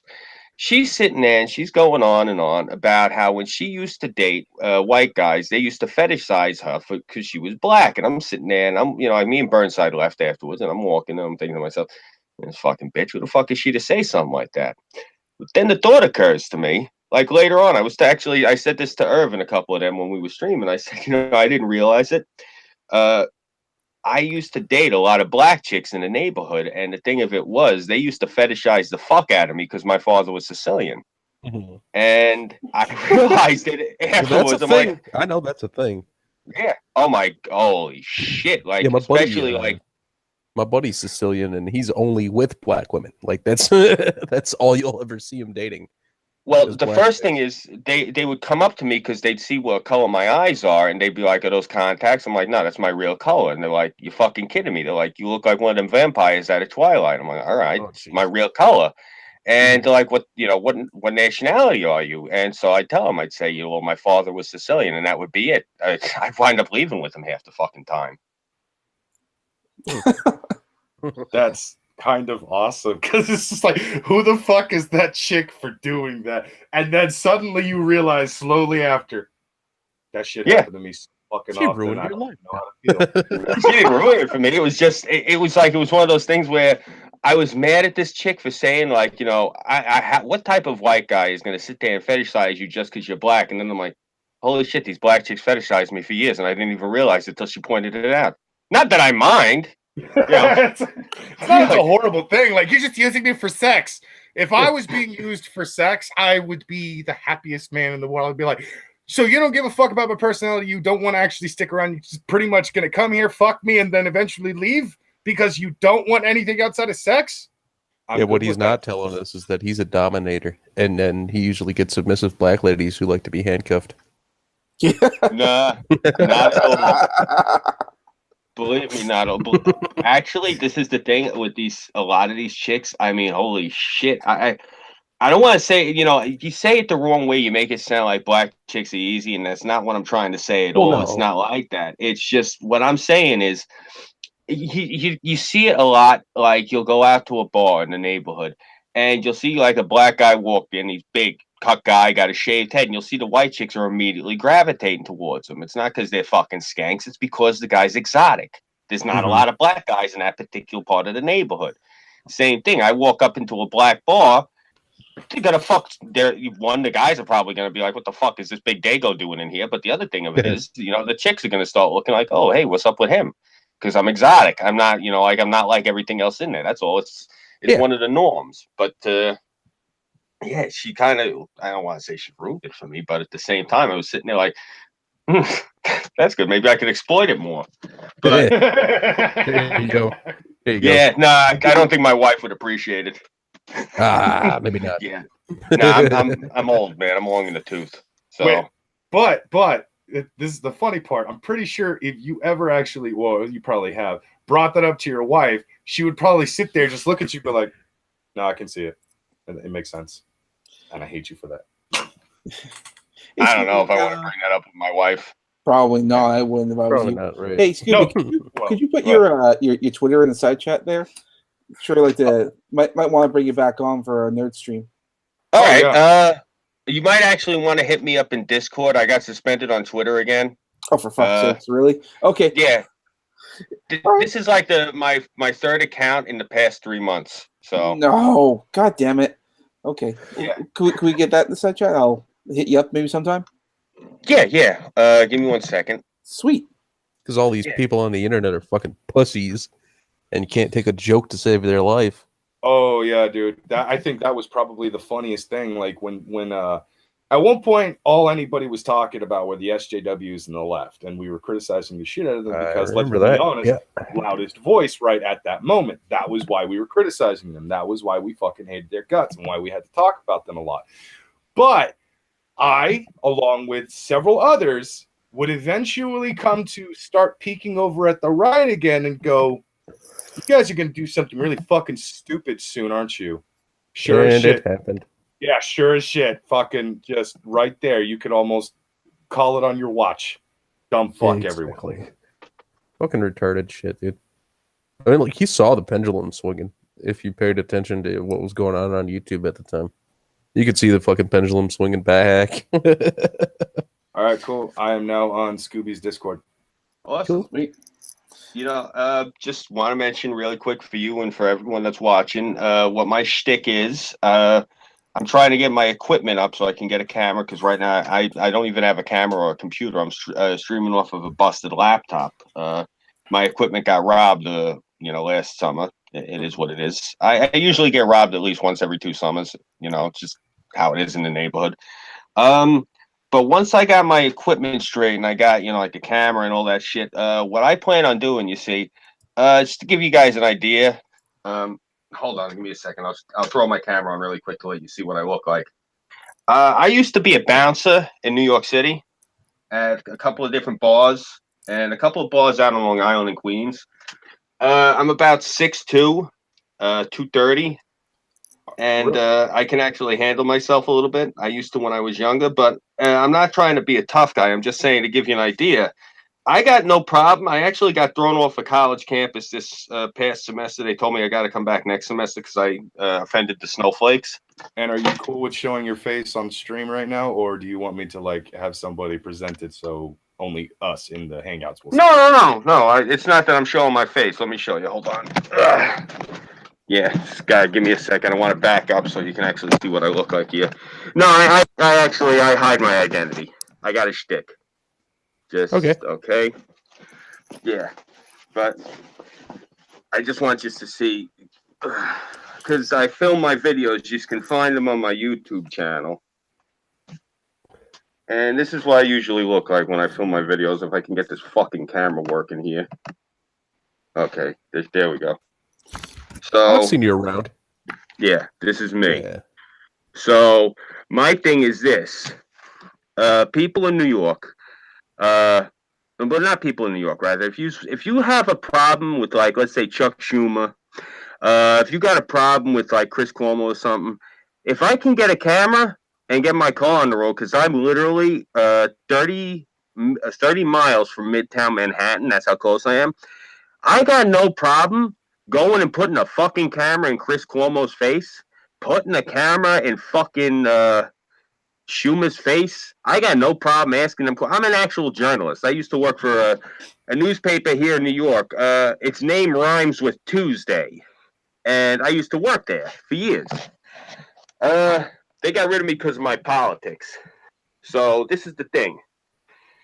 Anyone wants anything filmed in New York, if you want, like, any of these celebrities, if they're standing there having like these marches, like they march for safe spaces or whatever the fuck these clods are doing this week, I got no problem going up there, sticking a camera in their face and asking them questions. So anyone has anything they want Chuck Schumer asked, I'll ask. I got no problem. I ain't fuck the Democrats. Fuck them in the ear and then flip them over and fuck them in the other ear. I got no problem with asking them questions. I ain't afraid of them.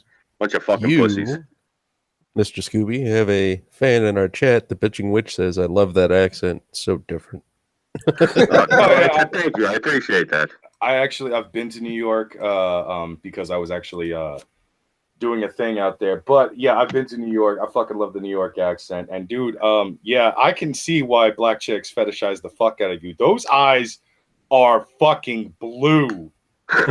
like it's not even blue. It's just like Jesus fucking. They put the ocean in your face. You can't make them do anything. Malevolent writers telling me to make you show your hair. I'm like, I can't make him do shit. This guy can do whatever the fuck he wants. Oh yeah, My hair, he says. Ryder, that day I just got out the shower. I didn't have a bandana. I threw the mask on, and that's what happens when you shampoo and conditioner to Sicilian hair. You get instant poof. If I took the friggin' bandana off now, I showered this morning. My hair already is greasy again. I look just like any other wetback. So, nah, we're good, man. He's impressed because I got like a fro when I get out the shower. It's annoying as fuck because I kind of know how that feels. From my mom's side of the family, I've got a lot of Italian blood in me, and I've always hated the fact that my hair will poof the fuck up like crazy, and I'm just like, God damn it. It's funny. And it's not really like I'm doxing the old man because he's dead. But if I showed you a picture of my father, let me find a good picture of Ignacio. All right, here we go.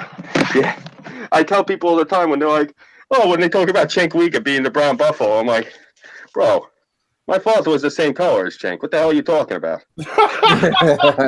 Nice. Yeah. I got a buddy who's Italian. Well, he goes by Rusty, but man, motherfucker's like 60, and he's like, man, with his Italian blood, fucking wind blows. I'm hard already. He was like, I'll never have to use Viagra. He used to be known as like the dirty old man we hung out with. I wonder why. Well, it was an Xbox thing, Oh, okay. I gotta hop in with Irv and them because I promised, but I'll leave you guys with a story real quick. You'll get a kick out of this. I tell everyone this when they love it. My father, may he rest in peace. He grew up in East New York, Brooklyn. Back, he was a teenager in the 50s in Brooklyn. So he told me this story once about these three brothers who lived down the block from him, and the parents were right off the boat from the old country. And the old man, he would sit out in front, the father, he would sit out in front of the house on the driveway, and he'd sit in a chair and he'd have his cane, and he'd just be leaning on his cane, and he'd have around his neck, he'd have a whistle.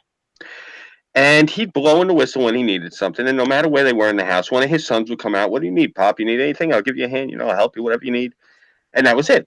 And the old man would just sit out in front all day. He'd sit there, sipping his coffee and his anisette, watching traffic go by, waving to people, doing like the old Ginzos, like doing what they do.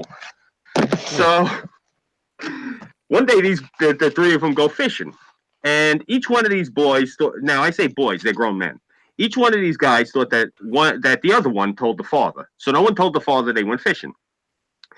So they come home after going fishing, and they come up and they pull up in the driveway, and they got to pick up, and the bed is full of ice, and they got fish all in the bed. And the old man comes up to him, he comes walking up, and they're all standing there, and they come out the truck, and they're like, Pop, look at all the fish we caught. We went fishing, we caught all this fish. And so the old man looks at him and goes like this. And he's looking at all the fish. You went in the fishing. That's it, and I said, I'm going to sit in here. I'm going to sit in out of the front. I'm going to sit out of the front all the day, and I'm going to blow in a whistle. I'm going to blow in a whistle, and the UNO will come. Why are you UNO going to? And they look at him and they go, Pop, we went fishing. We weren't here. Yeah, I heard you went to the fishing. I heard you went to the fishing. Why are you UNO come? I don't care that you went to the fishing. And they go, well, Pop, look at all this fish we caught. I just said I didn't care. You want? Let me see you the fish. So they hand him the fish, and he starts beating the shit at them with the fish. Son of a bitch! When I tell you, this guy's like 80 years old. He's beating these fucking sons with the fish, fucking senseless in the front drive. Son of a bitch! When I tell me when you're gonna leave. No, Pop, please. Meanwhile, these guys are bigger than me. These guys are like 6 foot something. These big friggin' strapping guys. This little old man beating them fucking senseless with a striped ass. Jeez. That's fucking Slapping with a dead fish.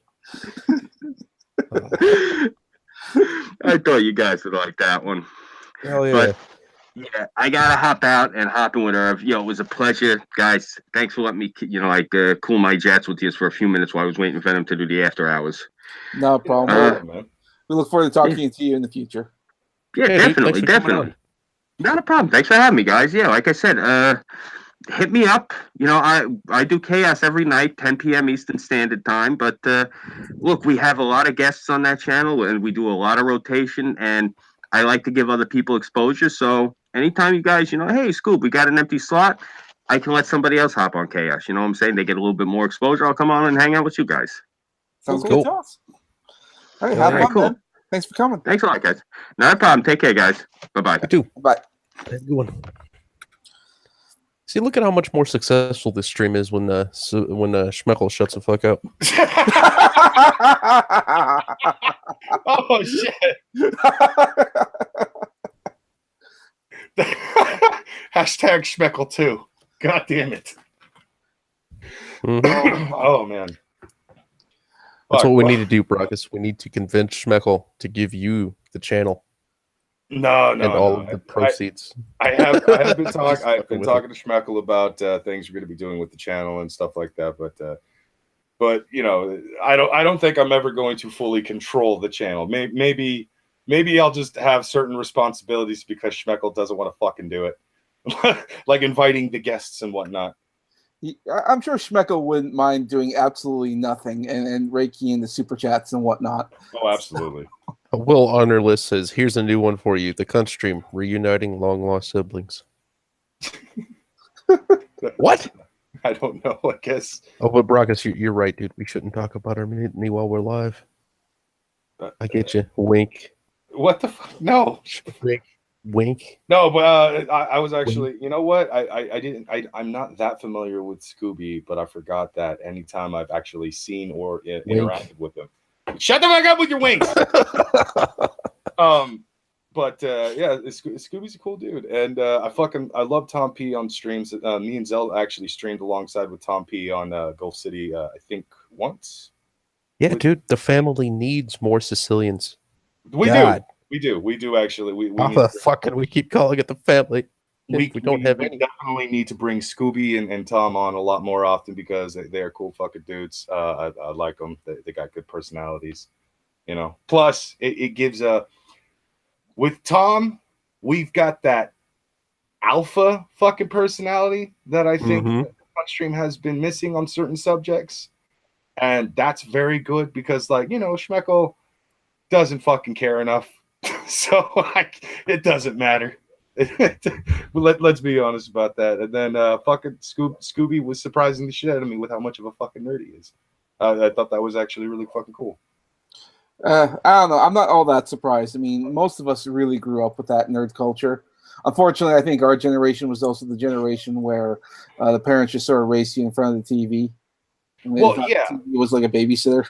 True. But at the same time, like the way I've always my actual, I'm not going to go into life story and stuff, but my life experience when it comes to life story. Shut the fuck up.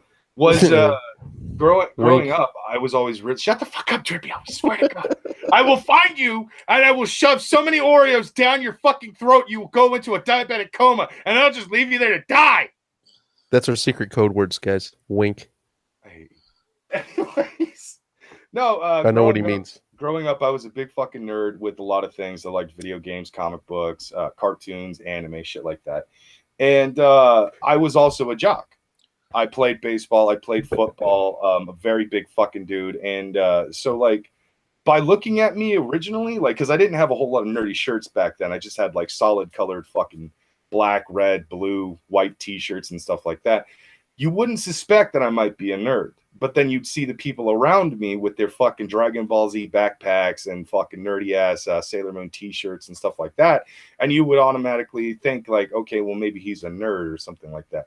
I was. I got made fun of a lot. I guess you could even say bullied for it. I was not very well liked growing up as a kid. And I got ridiculed for liking this shit to the point where at certain points, I didn't even act like I fucking liked comic books or that I was a fan of anime and stuff like that. Simply because I just didn't want to fucking hear for the next 2.5 hours, people just shitting all over me because I'm into what they call childish fucking things. Nowadays, if you're into comic books and you like fucking Wolverine and the X-Men and stuff like that in high school, You cool as fuck. yeah, you're part of the cool kids. It's okay. But like me growing up, dude, I got fucking ridiculed. Like I'm not saying that it's me too, dude. Me too. I'm not saying I'm a Hashtag. victim or pity me or any of that bullshit. No, that toughened me up. Shut the fuck up. I got over it. I don't fucking blame it. I don't have bullies that I fucking cry about and shit. In fact, because of those assholes, I ended up turning into a bit of a bully myself. And I did actually for about 1.5 years kind of bully the group of kids at school just because I just called them faggots and retards and shit like that. Mm-hmm. But then you were a giant.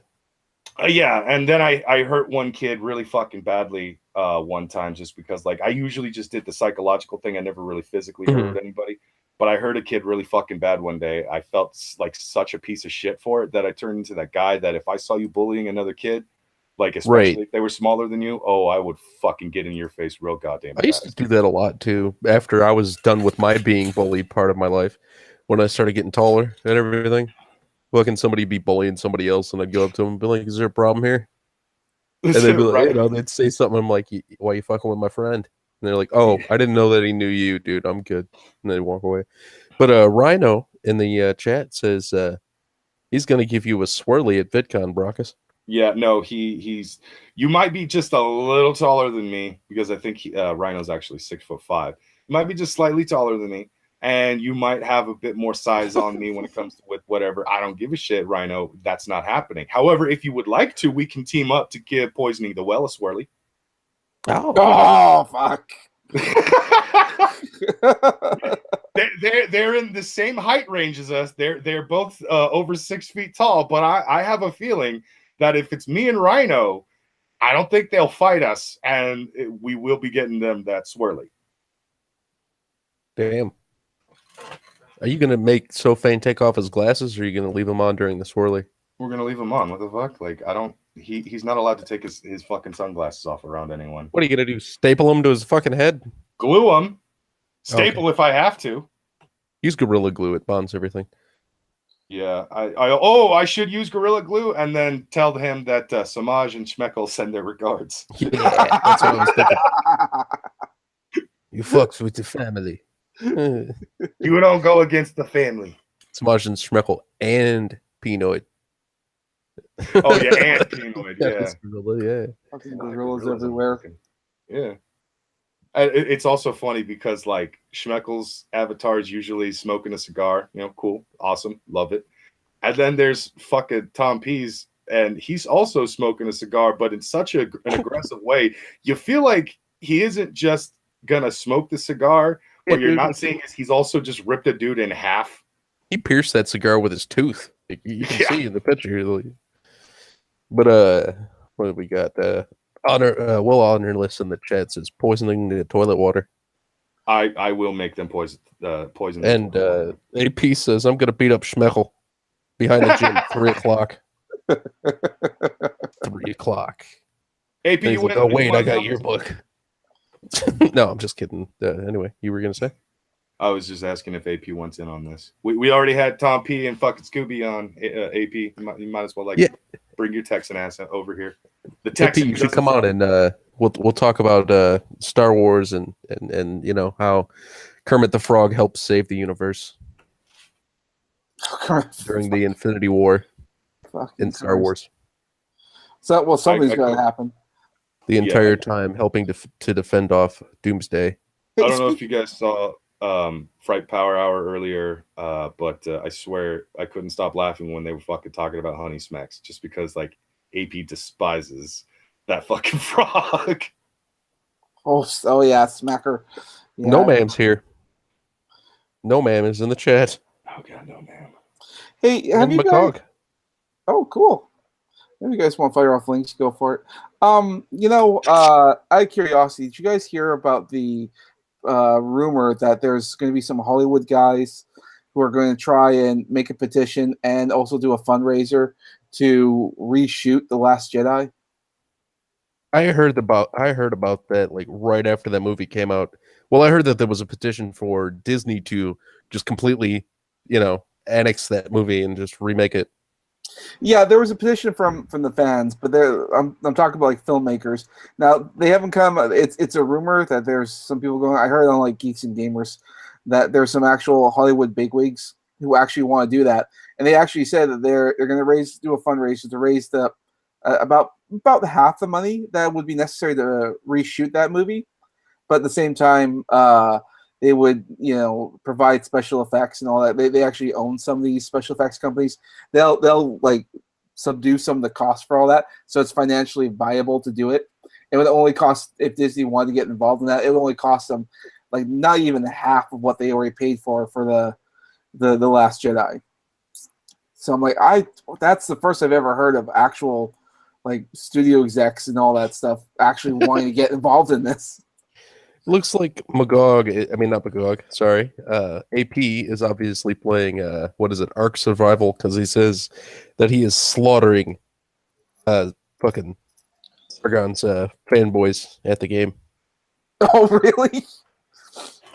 Slaughtering. But Magog is in the chat, and Magog, just let me know if you want to fucking jump in here as well. Oops. He also said nothing said about it. I don't know if whatever. Anyway. Yeah. Anyways. Magog has been probably burning the midnight oil over and over again, as his comment kind of suggests. That's how he keeps his menorah lit. He's not Jewish, I think. Wait, I don't. Okay, so I know. I'm pretty sure Magog in IRL, the man, is the human avatar from here. Pretty sure he's not Jewish, but is Magog from Morscar? Is he Jewish? I don't know how things work completely in his world. The menorah might be something. It might mean something completely different. Well, I mean, the only thing you need to know is that he's been circumcised. So really, there's really nothing much else to it. I could just imagine him making a lot of fucking jokes about a brisk, like the Moscarian brisk is basically when one guy cuts another guy's dick off. That's it. Well, okay. Here's the moment of truth here. I don't know, Brockus, if you sent Magog a link, but I did. So if he takes my link, he likes me better than you. So neener. It doesn't matter. I'm just fucking around. Dude. If you sent him the link, then he has the link. And I am proud of you, Trippy, for preemptively sending him the link. However, if you step on my foot again like that, I will fucking kill you. You gotta find me first. However, bastard. Anyways, no. To what's I can't. Was it you or Samaj who brought up the refilming of Yeah, Last Jedi?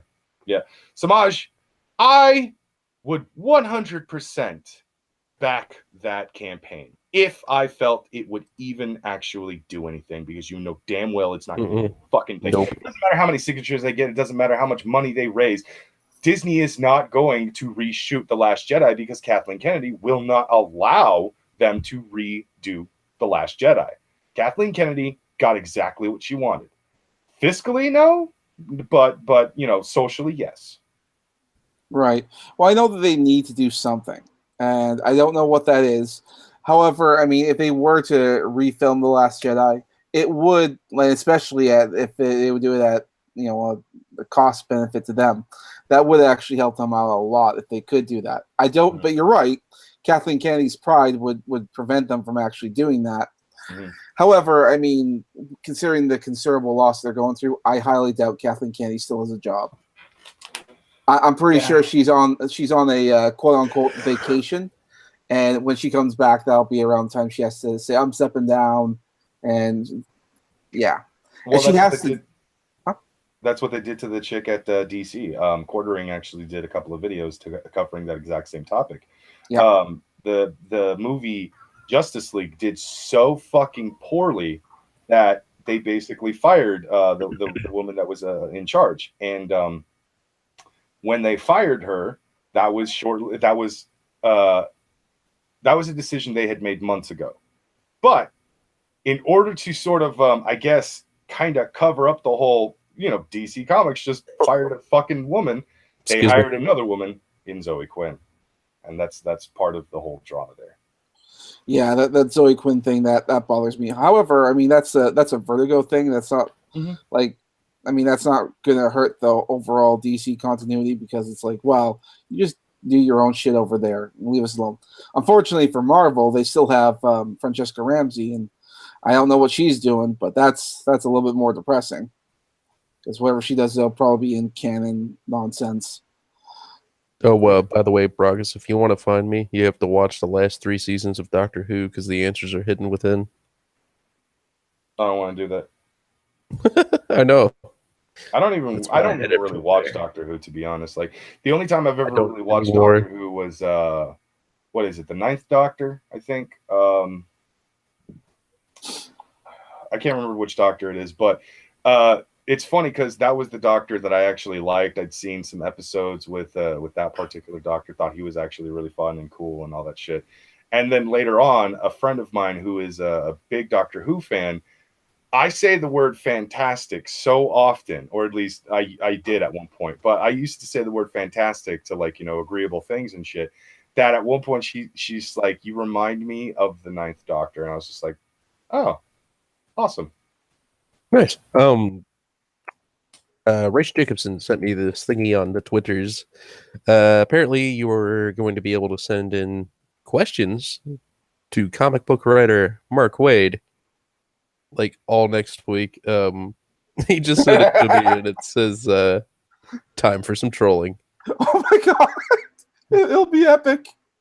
It says, we'll be taking reader submission questions until Thursday, June 21st at 9:59 p.m. Eastern Standard Time. How much do you want to bet that he's going to go through 3 questions and go, okay, I'm done? Probably it's like 5, but The email is brianc@cbr.com. Is that Magog? You coming? Yeah. What's up, Magog? What up, guys? Oh, you didn't do the ass right. Good morning. He said he just woke up. True. Forgot to do the ass rape. That's fine. You just got up? What happened? Chris Eccleston, that's the 9th Doctor, the one that my friend said I reminded her of. No, who I've the seen fuck pretty cares? much. The sad thing is like, I can't have a conversation with any woman in my country right now about without involving Doctor Who, because they're always talking about that goddamn thing. It's really not that great. I've only seen some of it. I'm like, I'm really not. I don't care. I just don't care. I know there's a lot of Doctor Who fans out there, but I'm not one of them. No, Well, see, I think it's because, like, didn't that show start in the 60s? Mm-hmm. Yeah, it's the longest running show in, like, all shows history, basically. Yeah, but with like a 2-decade fucking break. Yeah, that's true. But it's still been running longer even than, like, The Simpsons. Definitely. Technically. But I don't know if I count that because, like, I think it should run consecutively and it should have the same characters. It should have the same, like, actors. I guess the Doctor's the same character because he changes form. Yeah. But it's like Star Trek went for a long time if you count all the different Star Trek shows and movies all together. Yeah, because the Doctor Who had, what, like a 15 or 20-year fucking hiatus? Mm-hmm. 20-year hiatus. It's still been around a long time, and I respect that. But at the same time, I think that if British people had better television, it wouldn't have lasted. But I've been to England, and a lot of their shows are just English people in rooms drinking tea. And that is not very exciting. No, it doesn't sound like it. Well, I've heard many people from Britain or England or just around there, though, anybody who basically gets BBC, just say that BBC's programming is just a bunch of shit. Their comedies are great, or at least they used to be. I don't know about modern comedies, but I loved, Monty Python, Red Dwarf, Blackadder, Black Books, Little Britain. Like, those were great, but they're serious drama shows and stuff. It's just like, Jesus, just get on with it already. Our mythology teacher back in high school let us watch Monty Python and the Holy Grail. Why the fuck not? It's a classic. Exactly. It was just cool of her to let that, let us watch. Anyway, yeah, I passed out tonight at like 9. And now it's almost 1 in the morning, and I woke up and I was like, "Fuck!" Now I'm all thrown off. I hate it when that happens. Because you wake up and you're like, "Is it 12 o'clock at night?" Or and you look at the window, you're like, "Oh, it's definitely nighttime." No, I knew it was nighttime because of the darkness outside, but I was like, Mhm. please say I made it to like 6 in the morning, and that way it just kind of counts that I slept all night. But no, didn't happen. Oh my god! Now there's quotes in the chat. Are you suggesting coconuts migrate? Help! I'm being repressed. He could grip it by the husk. It's not a matter of where he grips it. Right. It's a weight thing. Talking about a 5-ounce bird carrying a 1-pound coconut. Right. Flight patterns all thrown off. He was getting scientifical. See, now that's good British television right there, though. I gotta say, I had oh, Doctor Who, shut up, Monty Python, fuck up. And didn't a few of the people that were involved with Monty Python remain like prevalent for a long fucking time? Well, yeah, they're Monty Python. I mean, much longer than the Like show. Some of the writers went on to do massively popular movies. Then you had actors like John Cleese and fucking, yeah, they've been around a long time. Death Haruka. It's just a flesh wound. I'm invincible. You're a loony. My favorite line in that whole movie, though, has got to be, "Now go away, or I will taunt you a second time." Your general direction.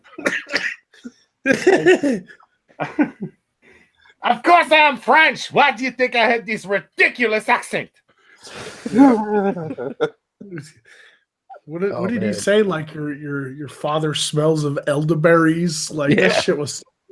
Your mother was a horse, I think, or something like Your mother that. was a hamster, and your father smelled of elderberries. Hey, There we hamster. go. I knew there was a hamsters in there somewhere. Now go away, or I will taunt you a second time. I love it when they launched the fucking cow at him. That shit was fucking hilarious. Or the grenade that they used on the fucking rabbit. Holy hand grenade of Antioch. 1, 2, 5, 3, 7, 3. You shall count to 3, but no more nor less than 3. But 2 would be too soon, and it would have time before it exploded. 4 is too short, too long, and you would most likely hurt yourself in the process. I love 5 is right out. Yeah, I love it when he says 5 is right out. That was the line that fucking killed me while I was watching it. I'm a kid, and I'm not. I didn't even know why I fucking thought it was so goddamn funny, but I was just like, okay. I love it when they stop in the cave and argue whether or not the guy that died would actually write out. It's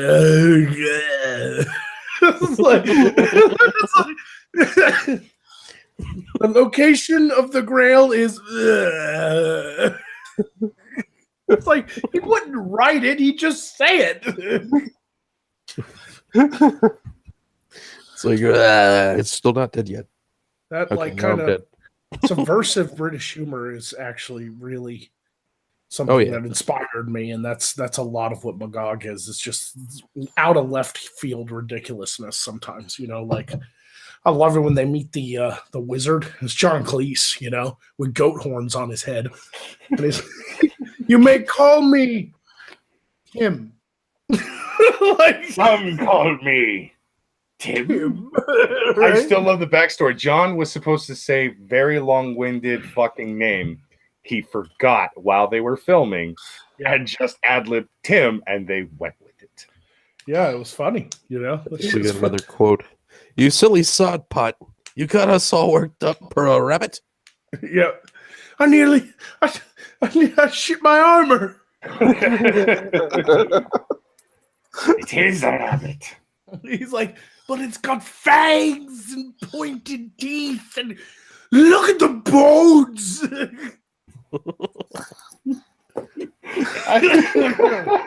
I love the incredibly intelligent peasant. Oh, fuck. A bunch of watery, a watery tart laying around in ponds, throwing scimitars at people is not the basis of a government. Or the guy like Death. I think it was Death Farouk again. Yeah, maybe. Hold on. I think it. Fuck. Oh, it was No Ma'am. He says, "Bring out your dad." Yep. And the guy's like, "I'm not dead yet. He's dead. Don't listen to him." I love that. I love that peasant. Then when Arthur gets so pissed at him, he jumps off his horse or he jumps down into the mud. And he just starts shoving the dude, grabs the dude. He goes, "Everybody come see the violence inherent in the system. Everybody come see the violence inherent in the system. Bloody peasant." I'm being repressed. I'm being repressed. Oh my god. Put him in the cart anyway. Strange tarts lying around in ponds is no basis for a system of government. You have to have a mandate of the people. I can't even keep up. This is just, oh my god. It's been so long since I've seen that movie. I literally watched it when I was in 10th grade. That was like 2007 or 6. I love the special edition DVD that I got. It had all the behind the scenes and stuff, but it all up. That was like 2002. Sorry. Yeah, but one of the special things on the DVD was the Camelot song, all done in Lego. Oh yeah. So they were all the Lego people. And then even the guy like chained to the wall in the dungeon that's just kind of clapping over his head is like a skeleton, is the Lego skeleton hanging in the dungeon. It was fucking hilarious. I think that's kind of telling too, because that was way before the Lego movie craze ever came about. Yeah. It was stop motion, man. That was crazy. We're Knights of the Round Table. I have to push the parabola. On second thought, let's not go to Camelot. 'Tis a silly place. Oh god, okay. A scene that Zell and I can never not fucking die at every time we watch it is when I can't remember who John was supposed to be, but there was the obviously flamboyant prince calling for aid in the tower because his father was trying to force him to marry a woman, and then John, I think he was supposed to be Galahad. No, John Cleese is Lancelot, and was he? Yeah, and he was like running through the field, and it was yeah. And then the guards are just sitting there like looking at him, and then when the camera turns back, he's back at the back of the field. And he looks at the guards again. Finally, he just goes ha, and like kills one of them, and the other one jumps out. That whole fucking scene, that whole little mini story was my absolute favorite. The whole fucking thing, just because of how goddamn ridiculous it was. Even when they stopped fighting, all of a sudden someone like moves differently or says something wrong, and then John goes back to fucking fighting everyone again. He just goes back to killing a bunch of people again. I love when he like finally gets to the tower and he's like, "Oh," the king is like, "What is the meaning of this?" And he's like, "I'm sorry, sir. I thought your son was a woman." He's like, "Well, I can see where that, a lot of people make that mistake."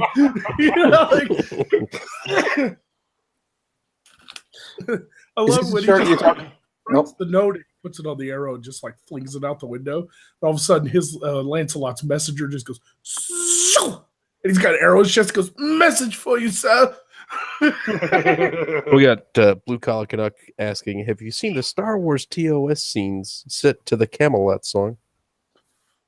Is that what you're playing? Oh no, you're playing the. That's the Lego. Yeah. Yeah. I was just asking. Saw it for a split second on the watch page. Yeah. We're Knights of the Round Table. And fucking Flying Circus was brilliant too, Yeah. Like that shit was back in the day. I mean, fuck, they made fun of Nazis and didn't go to prison. Yeah, exactly. Right. You could do that. 20 year fuck, you could probably do that. Yeah, wow. remember the funny walk. I had an argument with somebody once. The fucking dude he's a friend of mine on Xbox, anyways, and he came into a conversation we were having right when I said, I go, at this point in our lives, we should be able to make fun of Adolf Hitler and the Nazis without anybody raising an eyebrow. And he just comes in and he's super fucking pissed off at me, calls me a racist, and says, "Would you want the guy who killed your grandparents being brought up and people making jokes about him all the time?" And I'm like, yeah. Absolutely. Hell yeah. Why the I fuck support not? that 100%. Mock that motherfucker like crazy. Yeah. I He still should don't know never why be he told me taken racist. seriously Like, ever again. like, what would you rather Should've have? never been in the first place. Would you rather Yeah. people be perpetually Well, never afraid mind. of the guy? I mean, he's Exactly. dead. We need to stop being afraid of a guy who's been dead for what? How many My- years? Like 80, 70? One of my favorite Hitler jokes was by Right. Eddie Izzard on his Dress to Kill stand-up on HBO, man. That was like his biggest, that was probably Eddie Izzard's biggest live performance of the time. And I love he Dress did to that Kill. whole joke where he was like, Hitler was a vegetarian and a painter. So he was like, "Oh, I can't get the fucking trees right. Damn it, I will kill everyone in the world."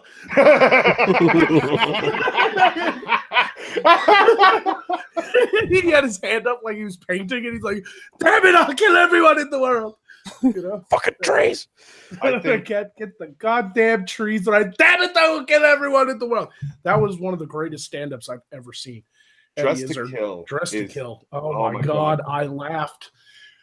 I love the fucking whole love bit that where one. he talks about, you can't take a country unless you go there and you stick a flag in the ground, So No he did flag, this no whole- land. No, Those are no the flag, rules. no country can't have one. Those are the rules I've just made up. And I'm backing them up with this gun that I got from the National Rifle Association. I But love then, and then later on in the show, he goes back to that joke when he's talking about Star Wars and how British people are always bad guys because of the Revolutionary War. And he's like, look at Star Wars. The Death Star is just filled with a bunch of British people opening up doors going, up. It's like, what is it, Lieutenant Sebastian? I'm arranging matches. It's the rebels, sir. They're here. My God, man, do they want tea? I don't know what they want, sir, but I think they've brought a flag. I love no. He brought it back again when he was talking about the way the UN was built and how they function and all that shit. Especially, it's like England. What's that behind your back? No, nothing. It's not. What is it? Yeah. It's just India. It's not that big of a deal. Yep. Give it back. Our wino says, "Cake or death." that's the big cake, please. Very well. Give him cake. You cake or death. I'll have cake too, please. We're gonna run out of cake at this rate. Oh, what a cake. Cake or death? Death. All right, but I meant no, I meant cake. And it's like, but you said death. Yeah, but I meant cake. All right, fine. It's a cake. Go on. You're lucky we're the Church of England. Then he's Cake or like, death. he's like, you cake or death, and he's like, cake, and well, we're out of cake. So my choices are or death. I'll have the chicken. All right, here you go. It's very good chicken. Thank you for flying Church of England Airlines. What can I get you? That shit was funny. I love it when he's all like, and here's your chicken hair Hitler, you Nazi shitter.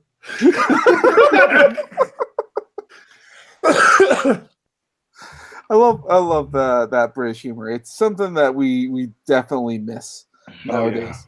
You know, another one I enjoyed because it was more of a sci-fi comedy thing was Hitchhiker's Guide to the Galaxy. Oh yeah. You never know was what the good. fuck's gonna happen with that one. It's- Douglas Adams was a writer who also he wrote all kinds of books, but he also wrote the Holistic Detective Agency, Mhm. which they recently made into a show. On Netflix. Yeah. Yeah, and I've been curious to see what they did with it because I remember that fucking book, and I remember the entire story was about a detective who got hired to solve the murder of somebody who was shot when they opened up the trunk of their car. There was somebody inside with a shotgun and blew them away. And the entire fucking story, every now and again, the story would just take a break and focus on this like android from the future that had traveled back in time. And it was like really confused and didn't know what it was. And, you know, it was having an existential fucking crisis, right?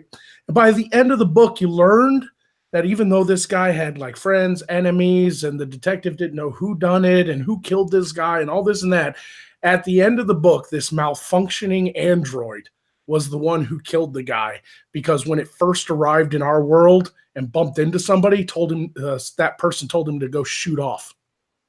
No shit. That was like the end of the book. You're like, really? Like this whole fucking time, that android just blew somebody away because someone told it to shoot off. Nice. I have seen it for a couple episodes of the show, and no, that doesn't happen. No, obviously they're going to take liberties, and there were other books based on that character. I just remember that one, and I'm like, God, Douglas Adams is a weird ass fucking writer, It man. really reminds me of the robots from Futurama, where they're like, "Did somebody say shoot?" Oh Yeah, god, turn on yeah, each other. those motherfuckers. Somebody said fire.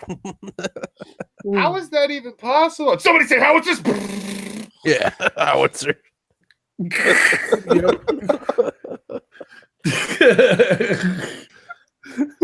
I think the robots in Futurama were the best parts of Futurama. Like, I love Futurama, don't get me wrong, but Oh yeah, dude. there were parts of it where, there were whole episodes that I didn't laugh once, but then just like The Simpsons, there'd be an episode where I just shit myself laughing.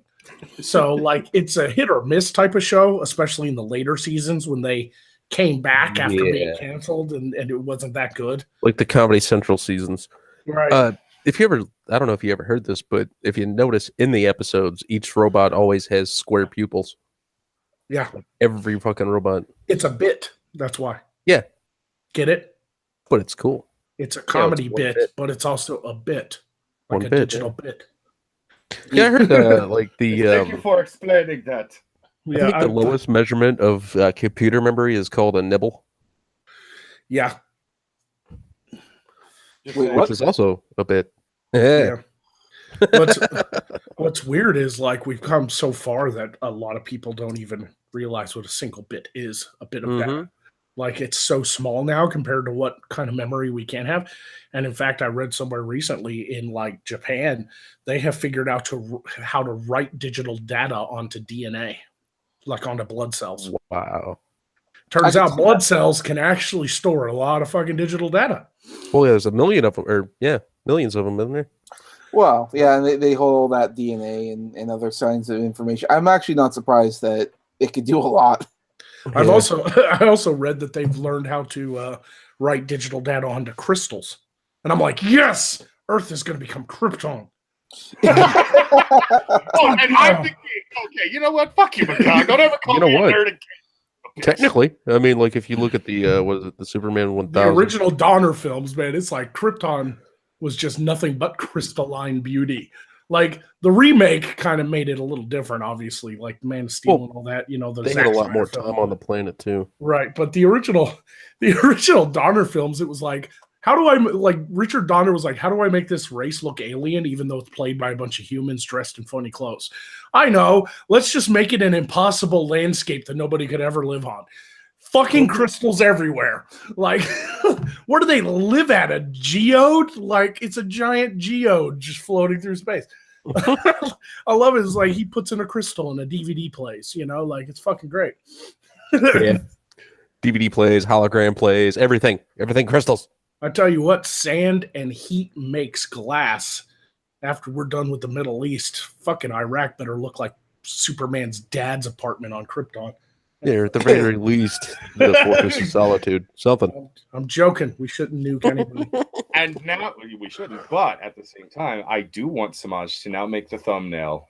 Myself, Trippy Poop, Magog, and him standing in front of what looks like the Fortress of Solitude, and Magog is basically saying something to the effects of like, "I'm pretty sure Iraq was right here."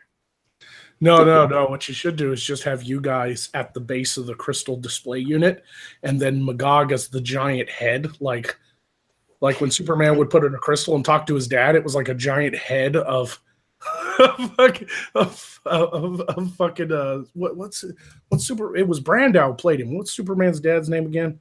Jor-El. Yeah, that's it. Jor-El. Oh, that shit would be funny. Just have a giant Magog head, and it would kind of look like the giant Emperor hologram from Star Wars too. Or the guy from Wizard of Oz. I'm getting like Power Rangers vibes here because they're on that little crystal display thing. Yeah, they use crystal technology too. See, crystal technology is the future. But Yeah. now I want on top of that, if you can, Samaj, and I will help if I have to. That same scene played out in a 4-panel comic strip where it's basically the continuation of that or whatever. But it's the three of us plus Zell, and in the last 2 panels, it's Zell, waving his hand, saying like, "Hey, Magog," and the final one is, "Who the fuck are you?" I think it would be really funny if Magog was like a giant hologram head and he was talking to like Brockus, who was like kneeled and kind of looking like Darth Vader, and everybody else was kind of standing in the back like that. And the whole panel is Brockus trying to politely tell his emperor that he's actually not really tiny, that in fact he's looking at a projection. He's like, no, my lord, you're actually rather large in this hologram. No, I'm looking right at you, and you are like the size of a Lego person. No, my lord, it's just a hologram. No, I see you. You're right there. You're a tiny, tiny person. You're a tiny, tiny man. And then at the very end, have like Zell walk in and was like, "What's up? I brought dinner." Who the fuck are you? God, I love that joke. And when I swear the best part about it was when he changed his avatar, his first response to anyone was, "Well, I got tired of the abuse from Magog." That's it. Oh, that's not going away. It'll never go away. I hope it never does. That's my joke with him. I mean, it landed and it was great and it was funny and it makes everybody laugh. So I'm just going to keep doing it until nobody laughs anymore. That's just the way it needs to go. So if Zell wants that to stop, he's got to make the world not laugh. All right, I'm a nobody. I'm not laughing anymore. No, No, all he has to do is tell his life story, and then everybody will be goddamn sad, and suddenly we need laughter again, and then that joke will come back, and then he'll hate it. So Brockus, I'm 1 sub away from 90. Nice. Yeah, isn't that nice? Yeah. The other day, I was 1 sub away from 26,000. You sucking fucking But then motherfucking. I Good got job, it. dude. Good job. Got it and was like, yes, 26,000. I know that's what I'm sitting here, but it's only 89. Hey, 89's a good year. It is. The I was came born down in 87, 89. but you know. The wall came down in 89. Oh, my fault. I'm at 91. Thanks, chat. Thank you, guys. Woo! So yeah, I've been busting ass all week, and I haven't even been able to do an episode. And so my fans are probably pissed, and they're all going to leave me, and then I'm going to be poor and not be able to do this anymore. God damn, I'm hard on myself. Yeah, no. That keeps none you of going, that, man. None of that is true. I am still here. I am waiting with anticipation, but I am waiting. Oh, you have no idea what I've been doing, guys. Like, it's been like 3 days straight of like all-nighters, 2 hours of sleep tops. That's why I crashed tonight. I have been getting every fucking thing done for SideQuest. Like, all the overlays, animations, the new title sequence, sound design. I even had to turn one of our new co-hosts from a small little glowing fairy into her full-size form on video. Wow. With like a flash of light and this sparkly effect. And it was like, God, just the title alone took me, nearly 30 hours. Damn. Like, it's a huge production. But I got it all done. I've got all our special attacks done. I've got all the Magog health pictures done. I've got the fucking title sequence done. All I've got to do is the time overlays for the death pictures and a credit sequence of some sort. I'm probably going to just do patrons. We're not going to do that like really long, stupid credit line like we tried last time. That was a funny joke, but then I was like, I ain't doing that again. But I think the first episode I saw that was yours was the one where you did like the I don't know if it was 8-bit, but the little date that you went on. Oh yeah, that was a while ago. Fourth episode, something like that. Yeah, it was the Valentine's Day special. That was nice. I loved that one. I sent it out to a bunch of people. Was it the Valentine's Day or was it the It's where you went on a quest. Like you went No, to the yeah, bar no, and you that got- was the one where like it was like it was like at the very end of the episode because the elf that I went on a date with cursed him that Mhm. every time he got too angry, a lightning bolt would shoot out of his pee hole and hit him right in the Yep. And then it was like, at least I won't see anything that will, trigger that. And then it like cut to that woman from that fucking Watch a like, feminism video. Of calling the cops fucking, assholes for defending Nazis and stuff like that. And it just triggered Magog and he ended up getting, yeah, that was a lot of work. Yeah, dude, I said that to so many people, and I'm like, "You got to see this guy; he's fucking amazing." It was after Logic did the shout out for Logic did the shout out for you, and I was like, "Wow, fucking this guy is great. Must back him." I will not ever do a fucking 8-bit segment again. Like that was so hard to animate because you have to create the custom sprites.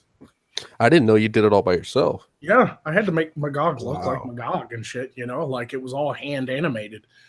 So I didn't have like a program or anything that'll do 8-bit animations for me. So it was frame by frame in Mhm. Photoshop. It was all frame by frame in Photoshop. Wow. Yeah, wow.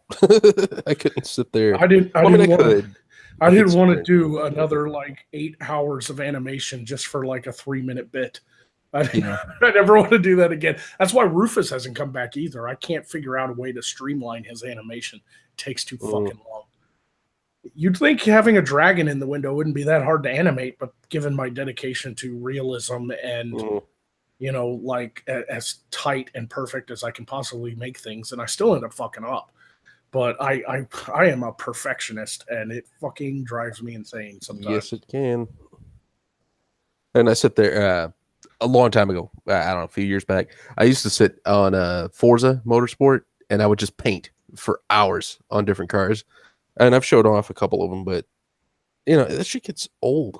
You're sitting there and you're wasting so much time so that people will download it or whatever. But for you, at least you're getting something out of it.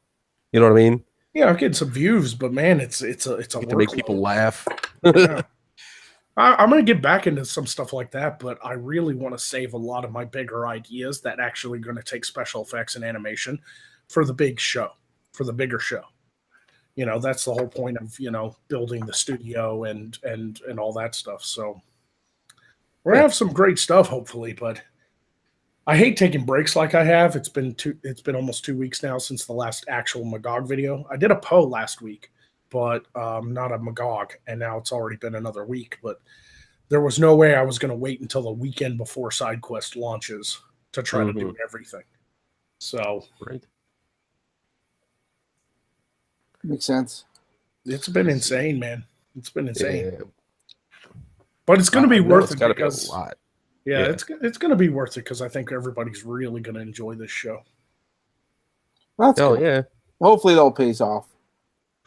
And I had a joke for my next episode, and I needed a prop to do it, so I ordered the thing, and it came in broken.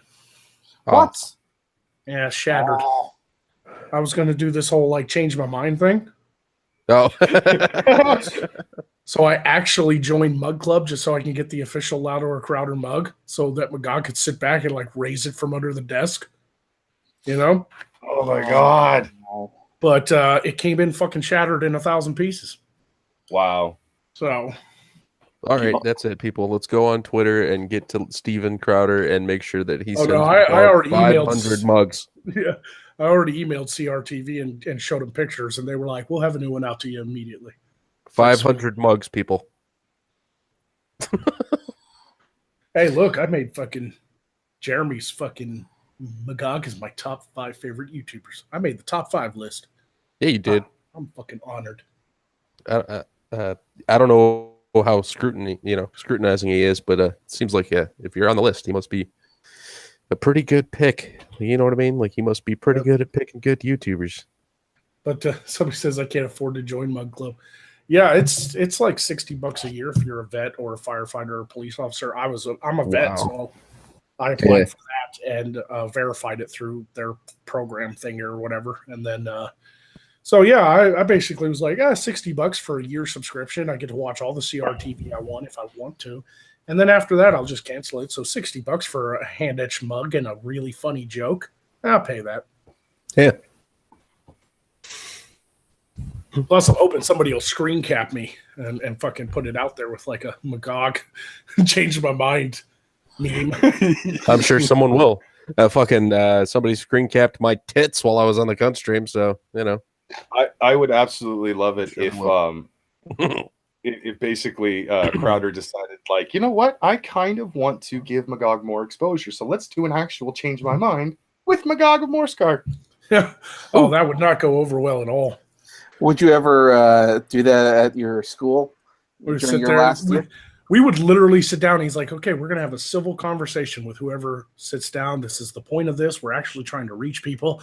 And a person sits down and a Magog sit next to Steven. And Steven's just like, okay, so how are you? Today I'm about gun rights. I'm pro-gun. Changed my mind. You know, and then the person's like, who's that? And then I just slowly turn at them wearing the makeup and the eyes and everything. And I go, fucking faggot.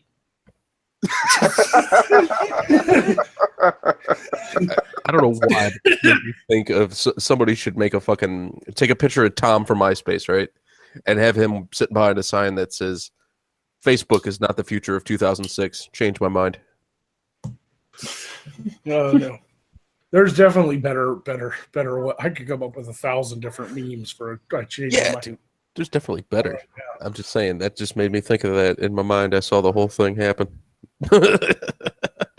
I'd love to have one that just makes people fucking like think sometimes. Mm-hmm. Like I'd love to have like a robot sitting there in a chair with the Louder Crowder mug, and on the sign it said the Robinsons were never lost. Changed my mind. Nice.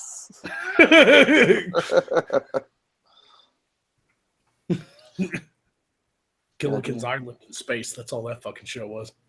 I think that was the point. I think that's why they were call them the Robinsons or something. Yeah, I think it was like supposed to be a futuristic Swiss Family Robinson. Yes. Yeah.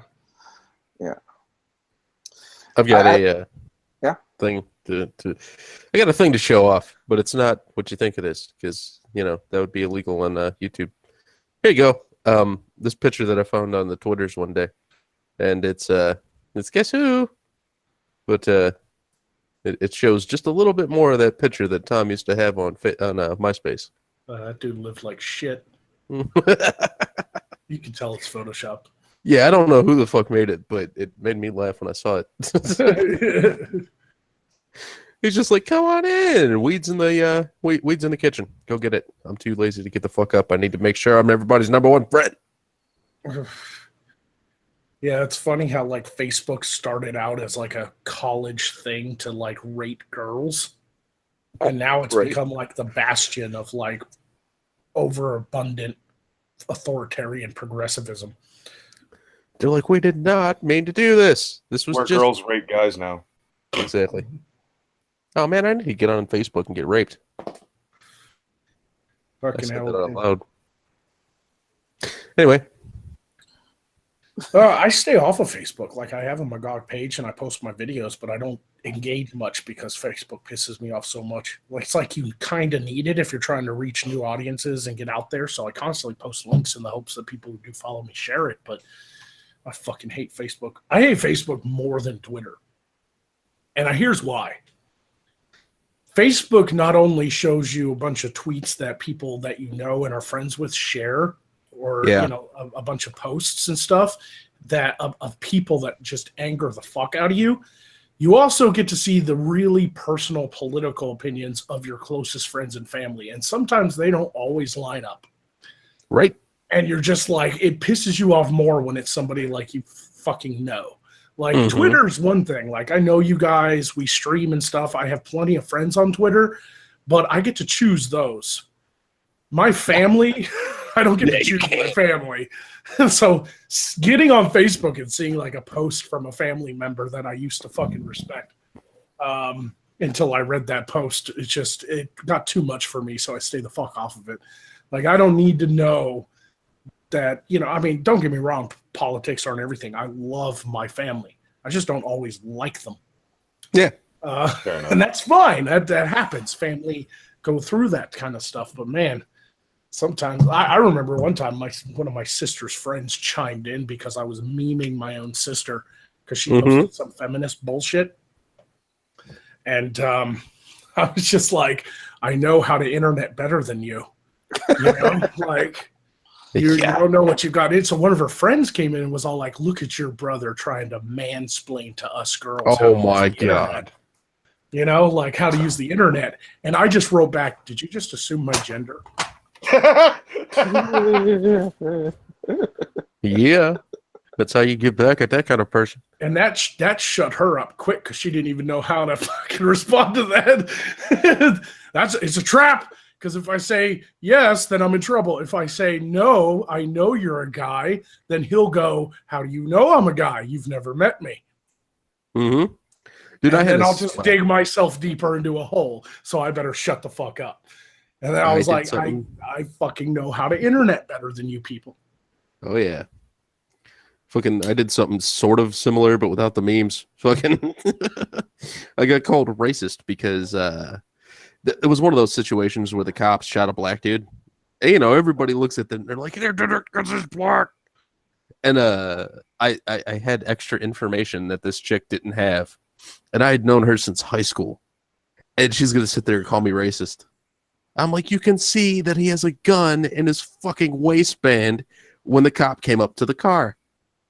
And she's like, well, he didn't need to shoot him. It's like, no, I was like, no, he was shown in the fucking video reaching for the gun.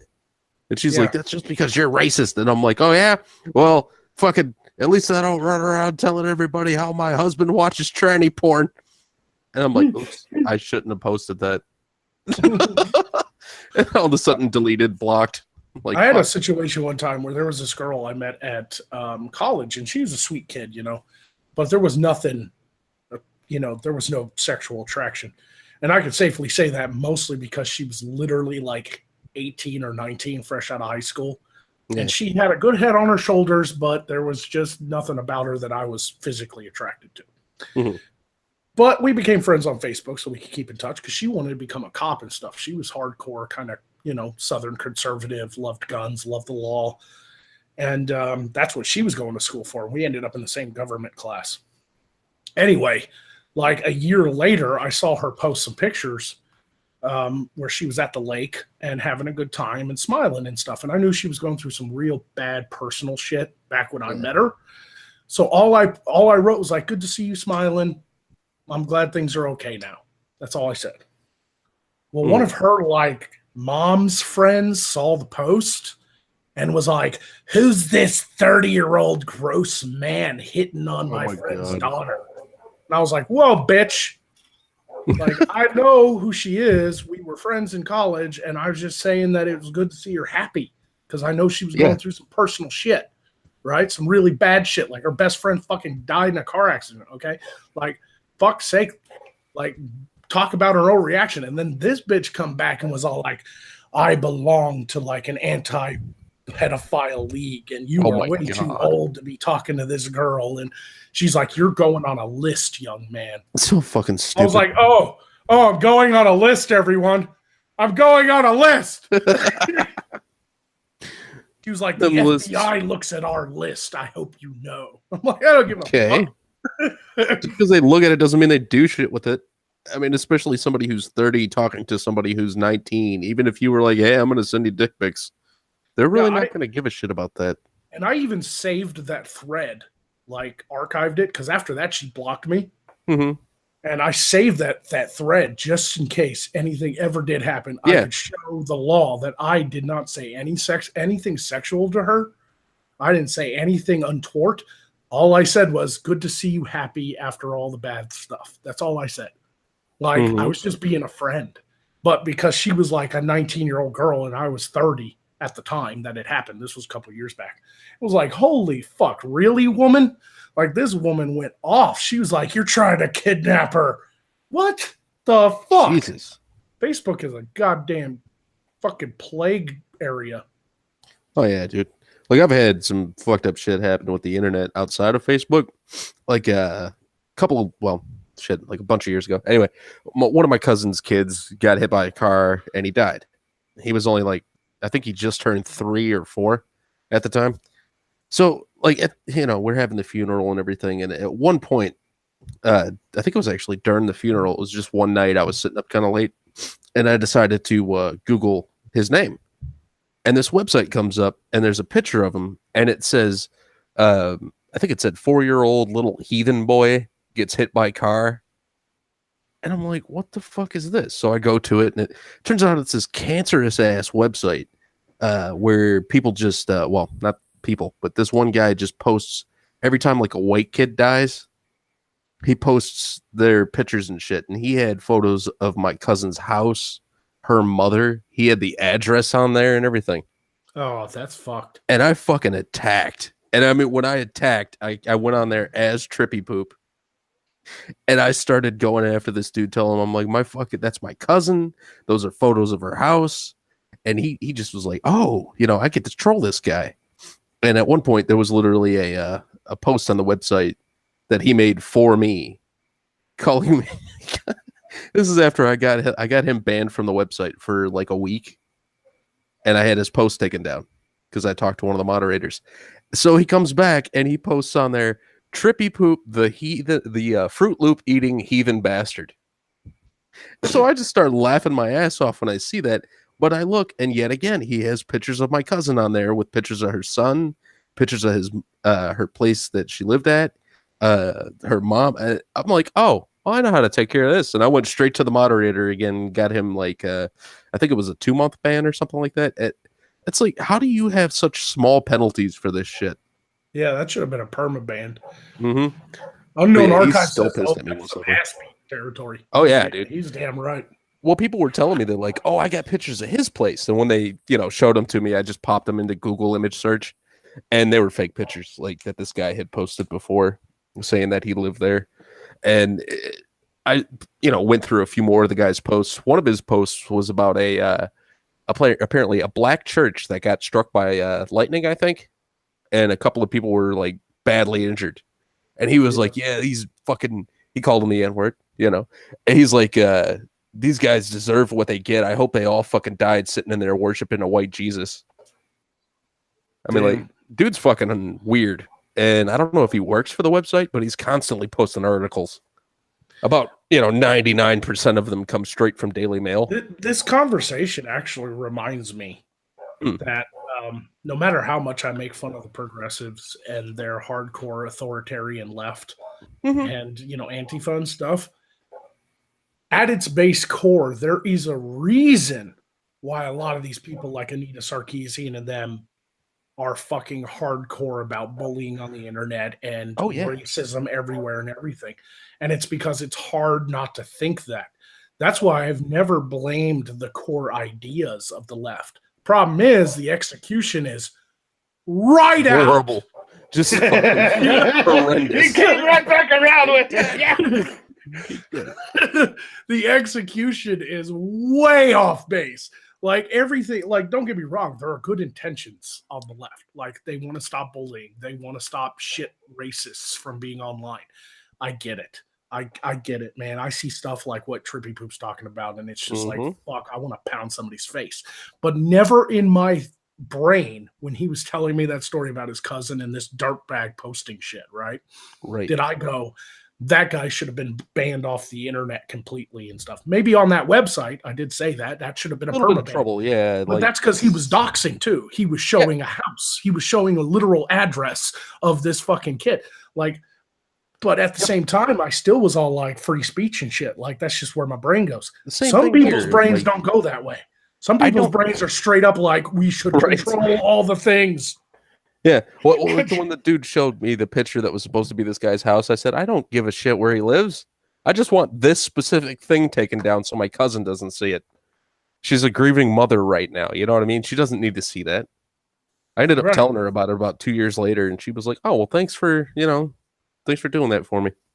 See, that's the glorious thing about having like an actual open platform that values constitutional free speech is when we see a dirtbag, we don't just ban him and then he goes off somewhere into the darkness with his ideas. No, we get to fucking shame him publicly. It's why I do what I do. People are like, why are you an insult comedian? Why you gotta get on the internet and be mean? Because some people fucking deserve it. And they don't deserve to be kicked off the platform and never heard from again so they can go off and seethe in the darkness with these terrible ideas. Some people need to know that they have terrible fucking ideas. Yep. And the only way to do that is to shine a light on them. Oh, yeah. And some people, I just think their faces are ugly and I make a video. Yep. There you go. I'm joking. No, you're not. We all saw the Demi Lovato fucking video. Don't you lie. Now, like, there are a few where I slip up, but I've always had a base rule that, I should be making fun of people's ideas and their ideology, not the way they look. But there have been a few where, like the BuzzFeed video with that rather rotund woman with the shaved head and the purple lips, and she's wearing this fucking pantsuit that had flowers all over it, and I was just like, you look like my outside garden. It's an acre. Like, I couldn't help myself. There are some times where I slip up like that, but for the most part, I call people stupid for their ideology and not like the way they look and shit like that. Because I ain't got no place to talk. No, James Jones in the chat just said the movie It was culturally insensitive to Trippy Poop. God damn it! Yeah. No, actually, I'm going to use that, James. Earlier tonight, when we were talking about hashtag Me Too, I had actually brought up that. That there was a thing because it involves the latest one, Chloe Dykstra accusing Chris Hardwick of some fucked up shit with no evidence, no proof, and it's all based on a book she wrote a while ago. And I was talking briefly about Chloe Dykstra because I believe I had seen her in a cosplay TV show with Yaya Han on it and stuff. And I talked a little bit about Yaya Han and the whole Me Too thing that she was doing, except this was years ago. And Yaya has been one of the biggest names in this thing that's been going on with, the kind of sexual harassment that does actually genuinely happen with cosplay women. And it's, guys will just drunkenly walk up, grab him in the ass and everything. And I was actually sitting there basically talking about this because they have an actual reason to talk about this. But then you have these fucking retards like hashtag Me Too, who basically let and allow anyone, well, not let and allow, it's a hashtag. No one controls the fucking hashtag. But there will be all those people that will just make blanket fucking accusations all across the board simply because they have something to push. They have an agenda. They have a hatred. They have this. They have that. Whatever. And it always makes people like Yaya Han look worse because if she doesn't continue to back that up, then it looks like she never cared about the sexual harassment that she has to deal with in real life at Comic-Con and shit like that. It makes her look bad.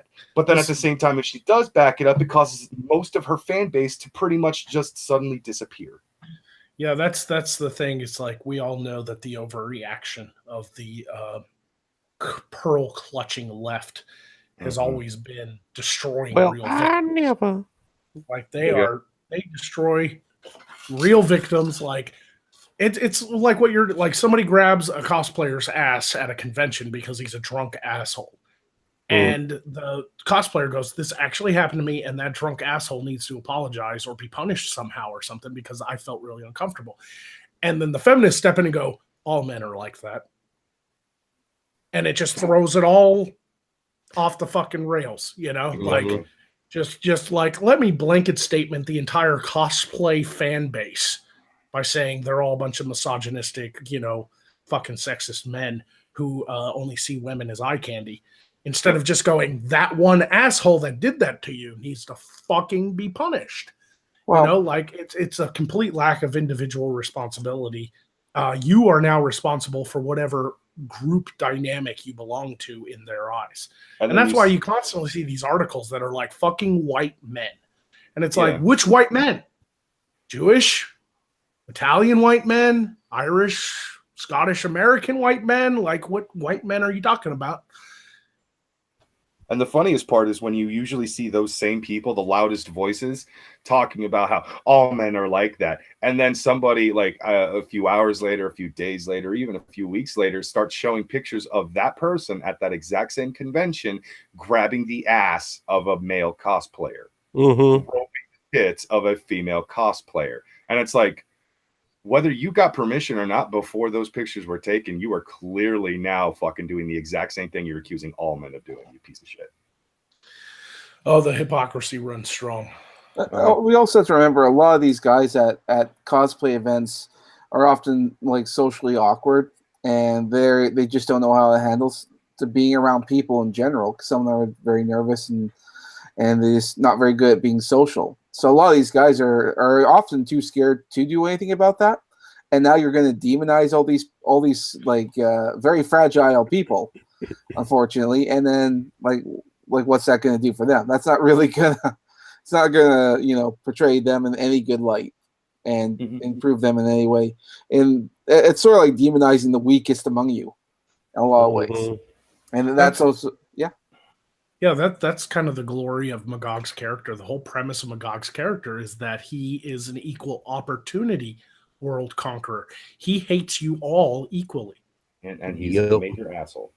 like that there is only one group that is a single rung above slavery in his eyes, and that is his Magogonites. But even them, I will sacrifice 1,800 of you in order to get some grapes. So it just shows you where you are. Praise be to Snickles. I guess Rinse and repeat. Rinse and repeat.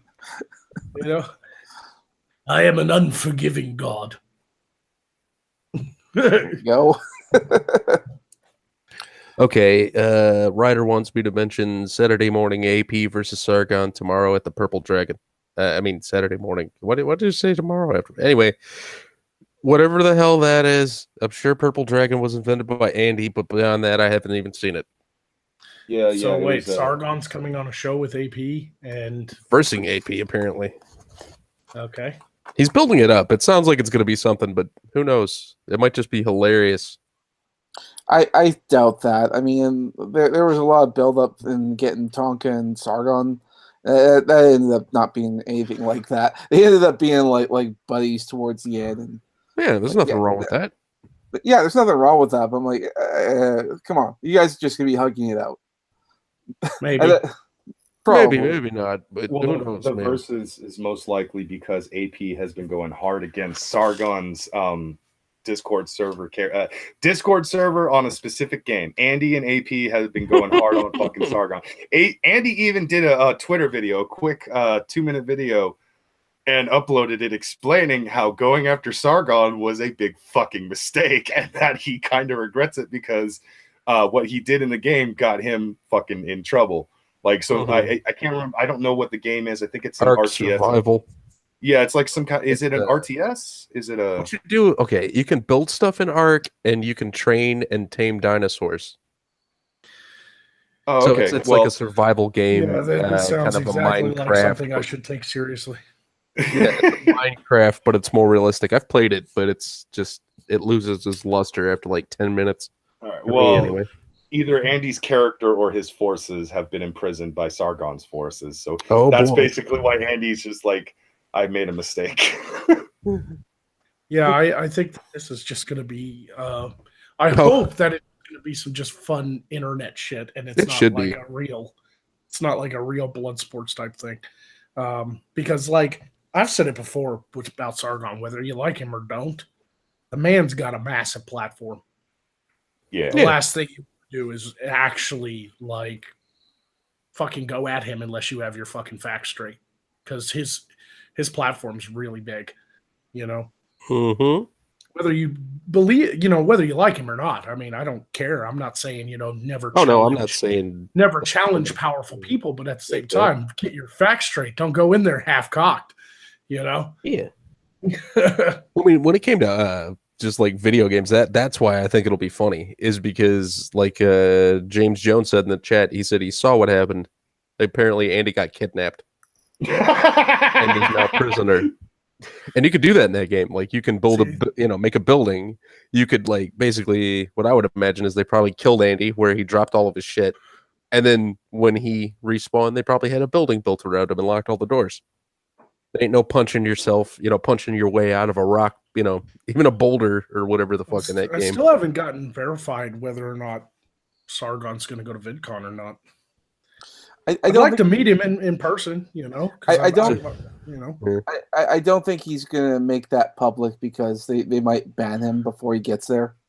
If he does show up, he'll just show up. But yeah, the last person I talked to that actually talks to Sargon on a regular told me that he's thinking about not even going this year because of his speaking tours throughout London or throughout England, Yeah. But some of those have been getting canceled and shit. So I don't know.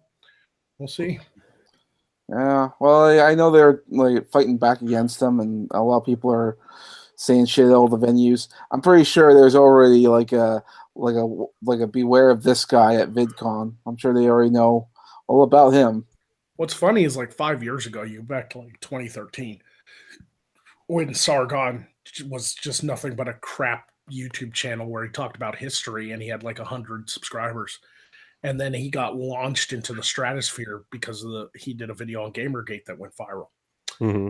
I bet you going back 5 years, he probably never thought he'd be in a position where no matter where he went in the world, some government or large group of people would be just constantly angry at him. Right. Like, he probably never even dawned on him. He probably was just like, oh, this YouTube thing's kind of fun, and now I'm actually pretty big and I'm making good money off of it. Like, hell yeah, this is great. Fast forward 5 years, he's like, fuck, I gotta have private security and fucking my fucking government wants to throw me in jail. Like, I'm getting fucking sued. Like, yeah, man, that's gotta be tough. Yeah, definitely scary situation. In my opinion, Well, he's also got to be careful. He's also got to be careful. He's got a kid and everything too, so don't want to do anything get you thrown in jail. You're right, Will Honorless. No one ever expects it. No one ever expects the SJW Inquisition. Mm-hmm. Yeah. And now I want to do a skit with Magog where I dress up like fucking a blue-haired thing, kind of like the Monty Python. No one expects the Spanish Inquisition, but it's just me, and I don't know what to fucking do anymore as soon as I jump in. It's like, how dare you, sir? What? I didn't say anything. Okay, Ruckus, you don't even have to shave, man. You could totally be, pull off being a trans chick. Just keep the beard. Get some blue hairspray. I'll get some hair spray. No, I don't want to actually dye. I'll get some blue hairspray, like just blue up the top of my head. Yeah, that's what I'm saying. And then like just nothing else really changes. I'll get like fake nose piercing, fake tattoos all over my place. I'll even probably get, I don't know, a fake dick put on my face. As insane as it is, it's kind of a love-hate thing, I guess you could say, but I do love the time we live in because there are just amazing hypocrisies to call out. Mm-hmm. Like, I love how Trump is like met Kim Jong-un, right? And they shook hands and they're working on a deal to denuclearize North Korea. My grandfather was in the Korean War. Like, I have a fucking personal interest in bringing that region of the world to peace. And so I hope it works out. I really do. I have my doubts because it's North Korea we're dealing with here. But at the same time, you'll see the left go, oh my God, he's cozying up to dictators and he's just as terrible as we always. But you fast forward 3 months ago when he pulled out of the Iran deal and everybody's like, what are you doing, Trump? They're our friends. And it's like, no, they're a dictator. It turned out to be a good idea. So he wouldn't cozy up to the dictator of Iran, and they crucified him for him. He cozies up to the dictator of North Korea and they crucify him for it. The hypocrisy is strong with this one. But you gotta be nice to the little guy. Rocket Man's, Rocket Man.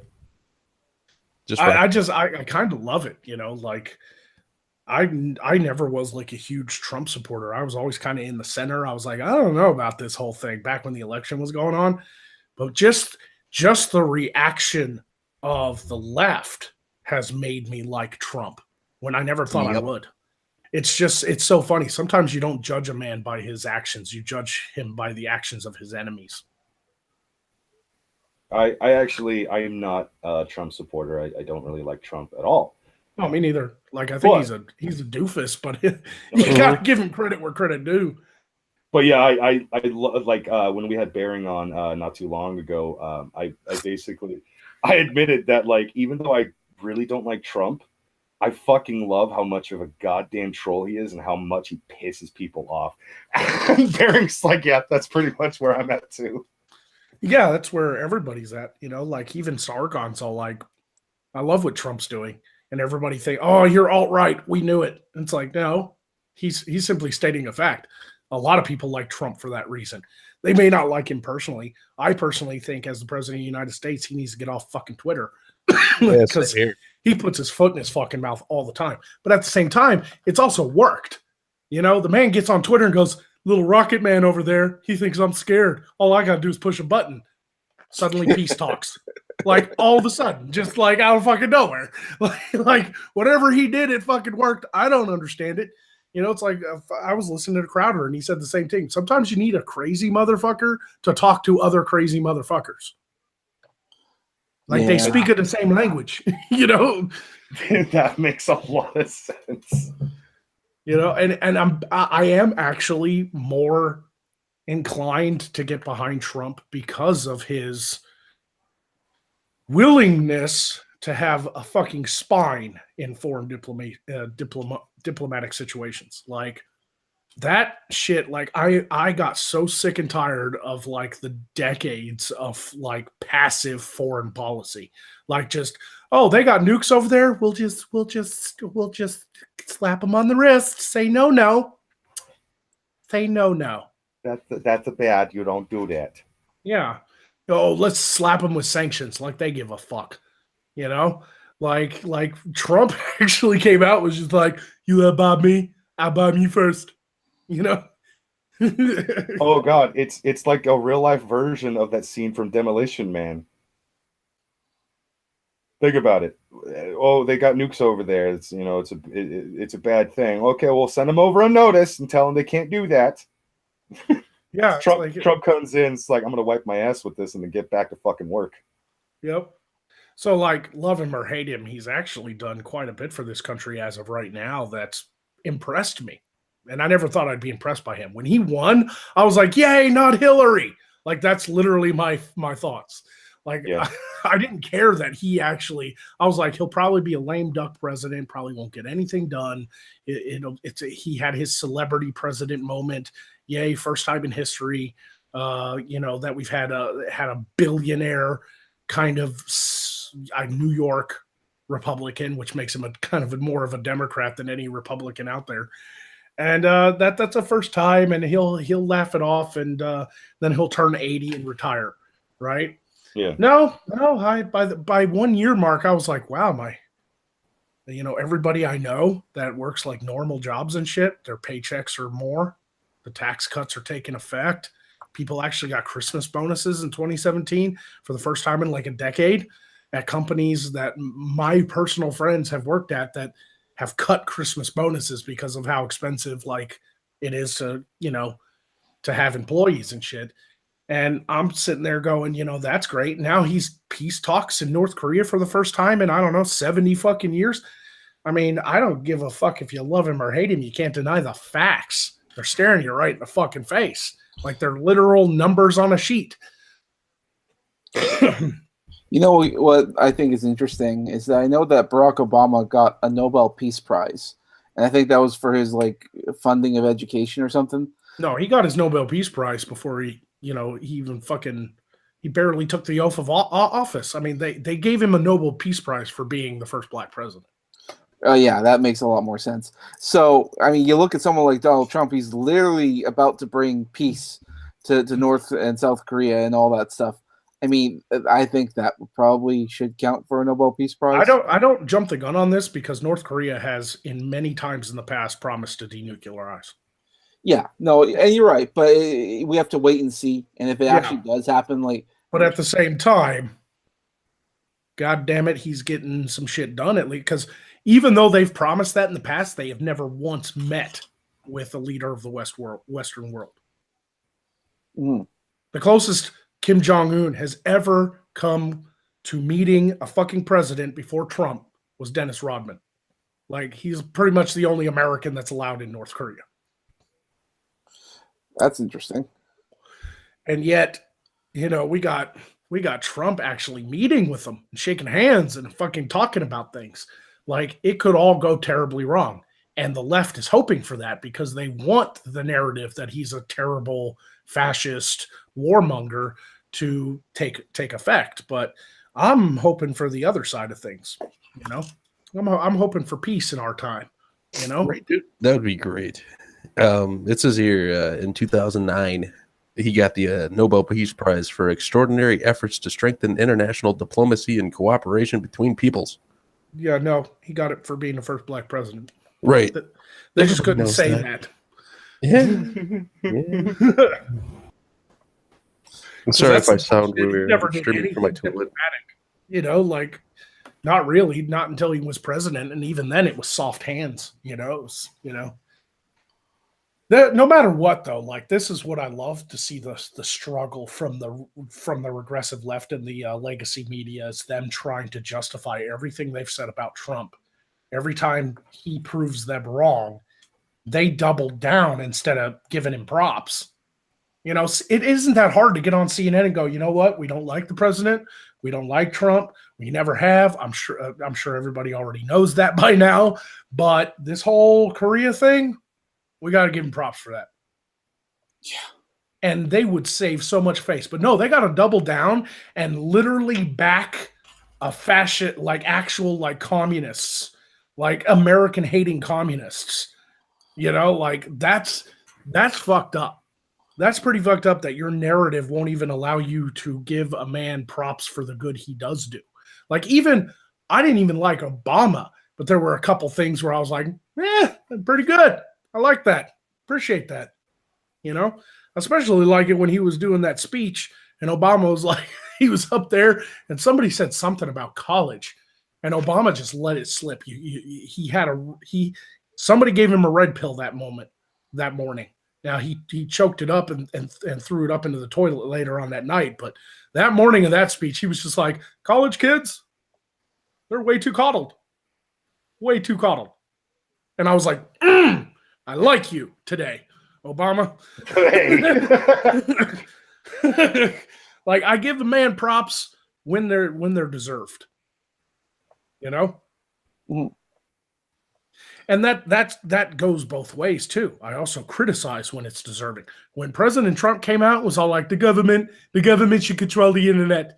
That's the only way to make things right. The government should own it. No, don't you fucking do it, you bastard.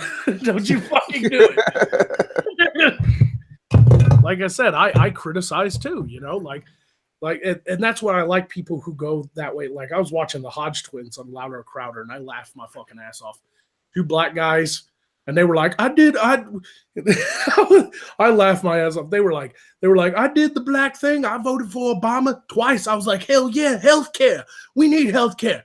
He goes, then 2010 rolled around, and I looked at my healthcare premiums. I was like, you black motherfucker.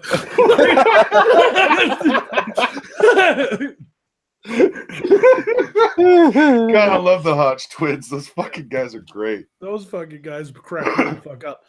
So you get to see, like, some of it is happening too, like where like people are finally starting to realize that this whole like victim mentality, fucking oppressed class bullshit is starting to really wear thin with pretty much everybody.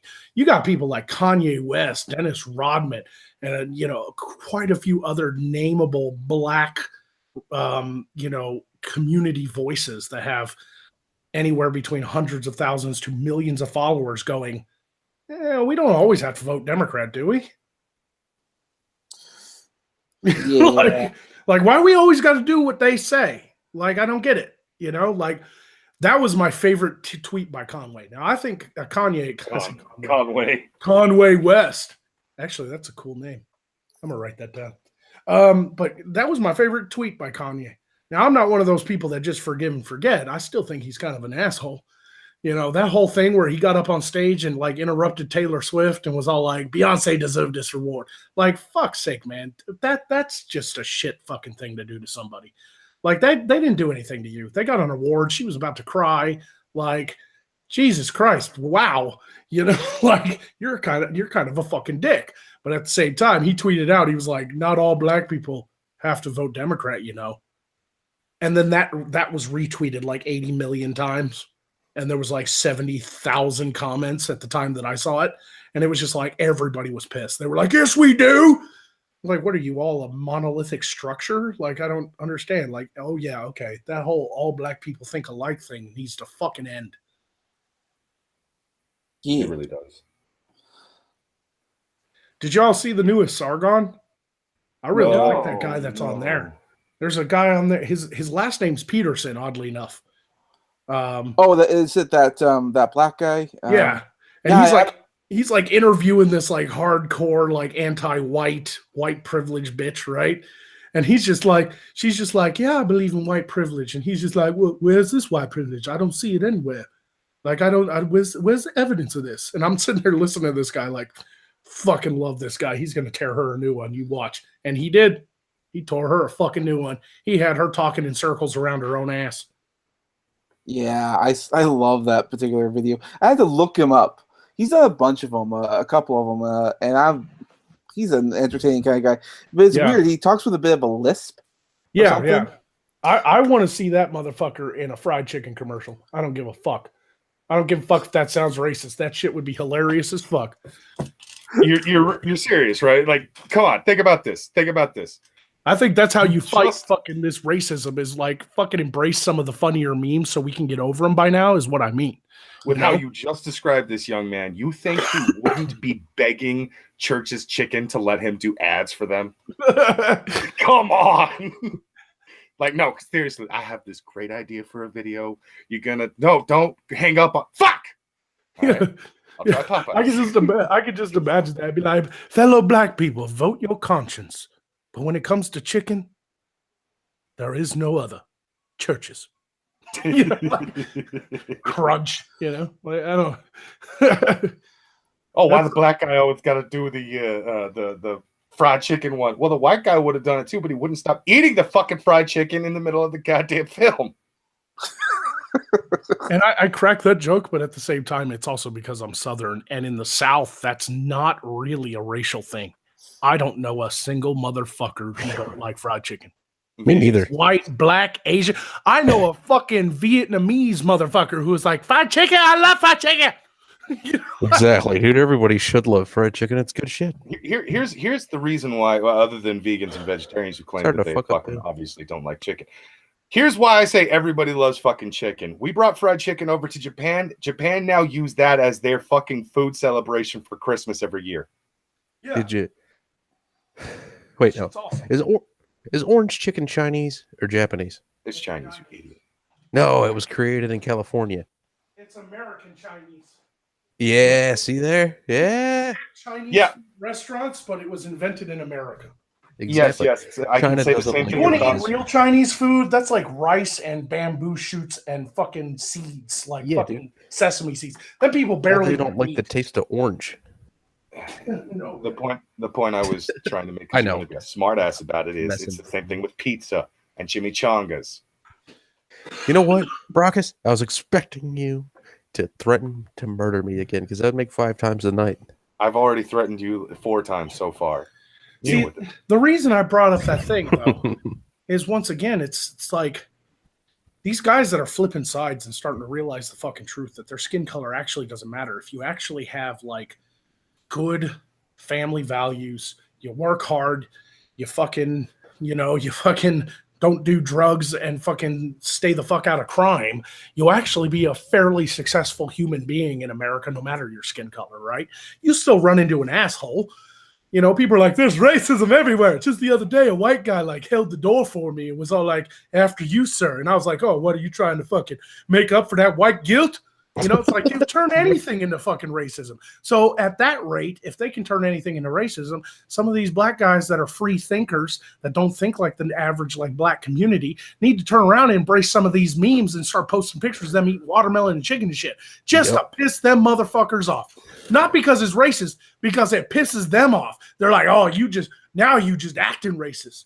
You know, like fucking I love that one guy. What was that black dude that was like, I love watermelon.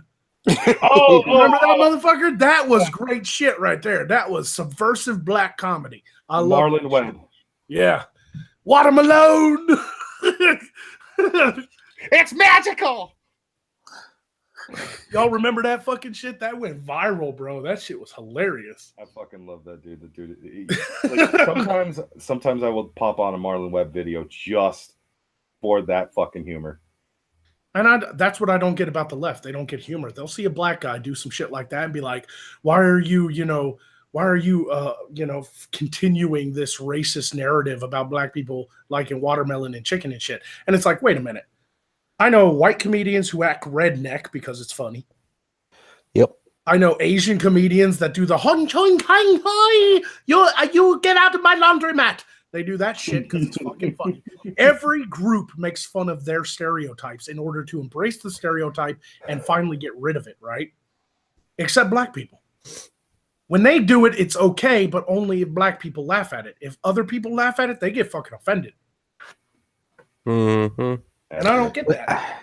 Like the days of fucking like Richard Pryor, everybody showed up to a Richard Pryor show and nobody got, pissed off because it was a white guy there. KKK members wanted VIP tickets to a Richard Pryor video. Filming. Like, come on. Well, yeah. I love what was that movie Pryor did where he was like hired by a rich white guy to be like his son's best friend? Toy. The toy. There was that scene where they were on the bus filled with black kids and they broke down and the KKK showed up. Or no, it was just a bunch of kids, but he was the black bus driver. Yeah, that was it. And he was like, they helped him. The KKK helped him push the bus out the mud. And it went driving off, and they were like, "We better not tell anybody about this."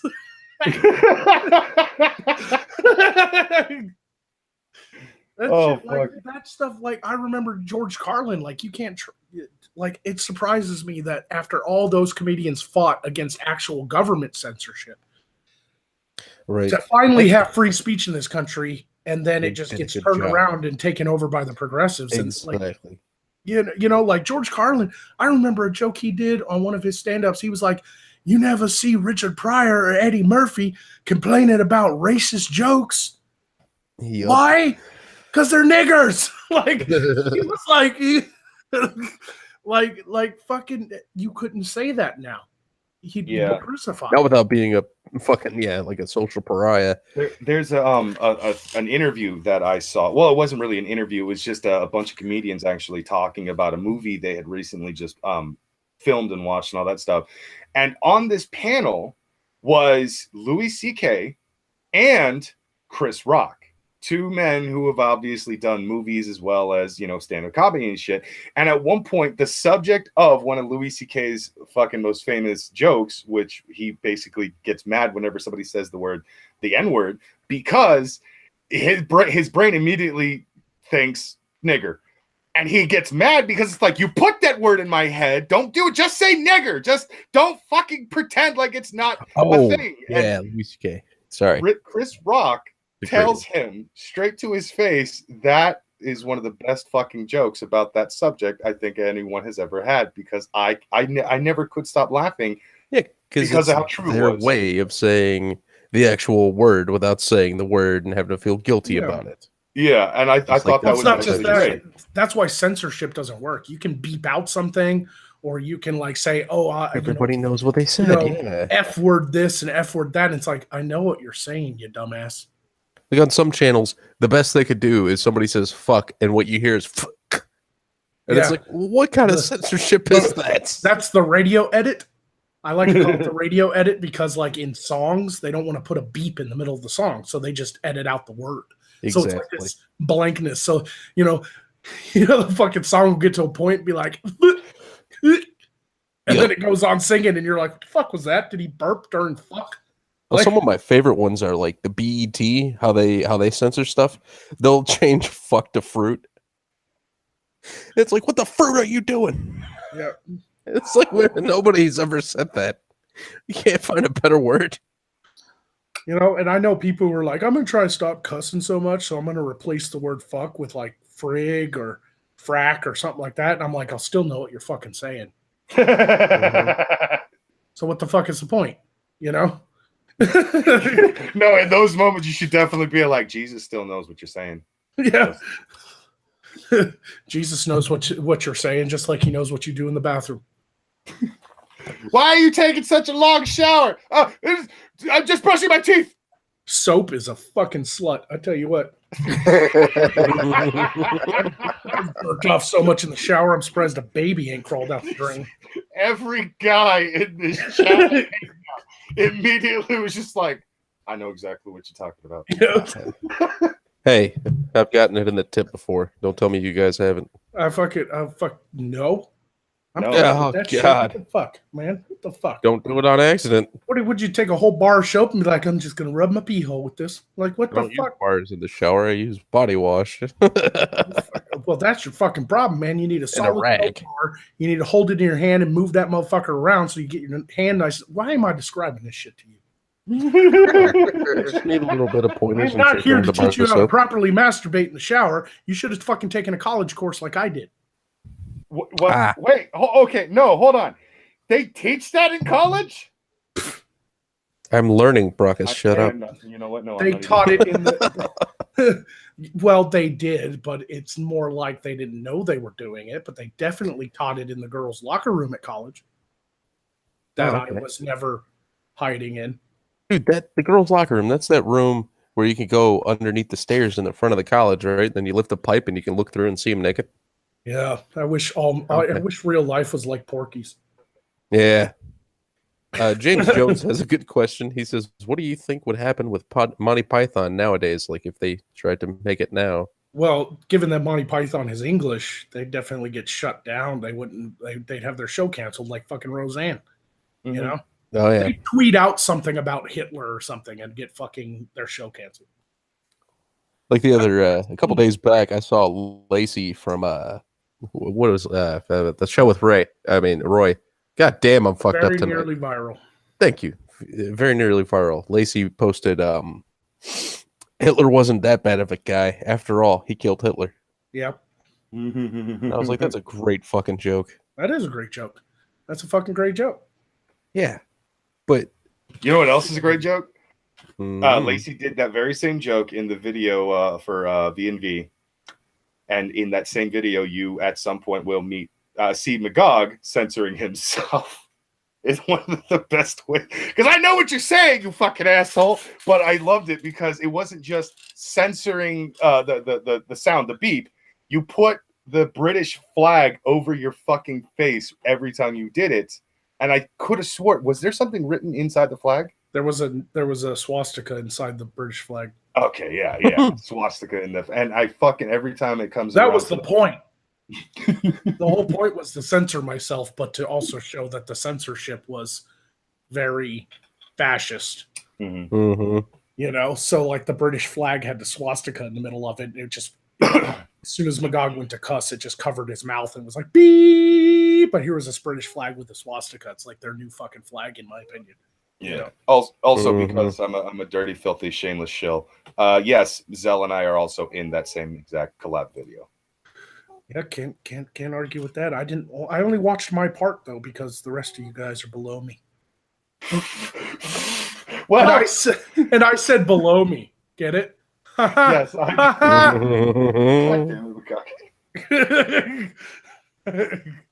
I'm joking. The bitching witch says, what school made you get naked for gym? We never got naked. Just changed shirts and pants. Oh yeah, no, they I got showed rid up of for gym naked all the time. Yeah, no, not when I was in high school. We had to fucking get dressed. Sucked. Oh yeah, we had to go to the showers and shit. Yeah, the, we had to be naked and shit. That fucking sucked. my And then my the schools- teacher would walk in. I don't was give weird. a fuck what girls say. Guys are just as ruthless to each other. It's fucking horrible. Oh yeah, dude. It's fucking Oh, yeah. horrible. it's The only guy that never was messed with in my gym class when I was in early high school was the fucking black dudes. They'd walk in, strip down their fucking shorts, and all the white guys went, fucking giant cocks. Can't even make fun of that. Like, big swinging dick. You know, and I don't give a fuck what girl, you know, like how everybody was outraged when Trump was all like grabbing by the pussy and he said it was only locker room talk, which I believe. He didn't know the mic was on and he was just talking to a friend, right? Like that shit literally would happen with girls. Like I'd walk out of the gym and fucking girls walk up to me and be like,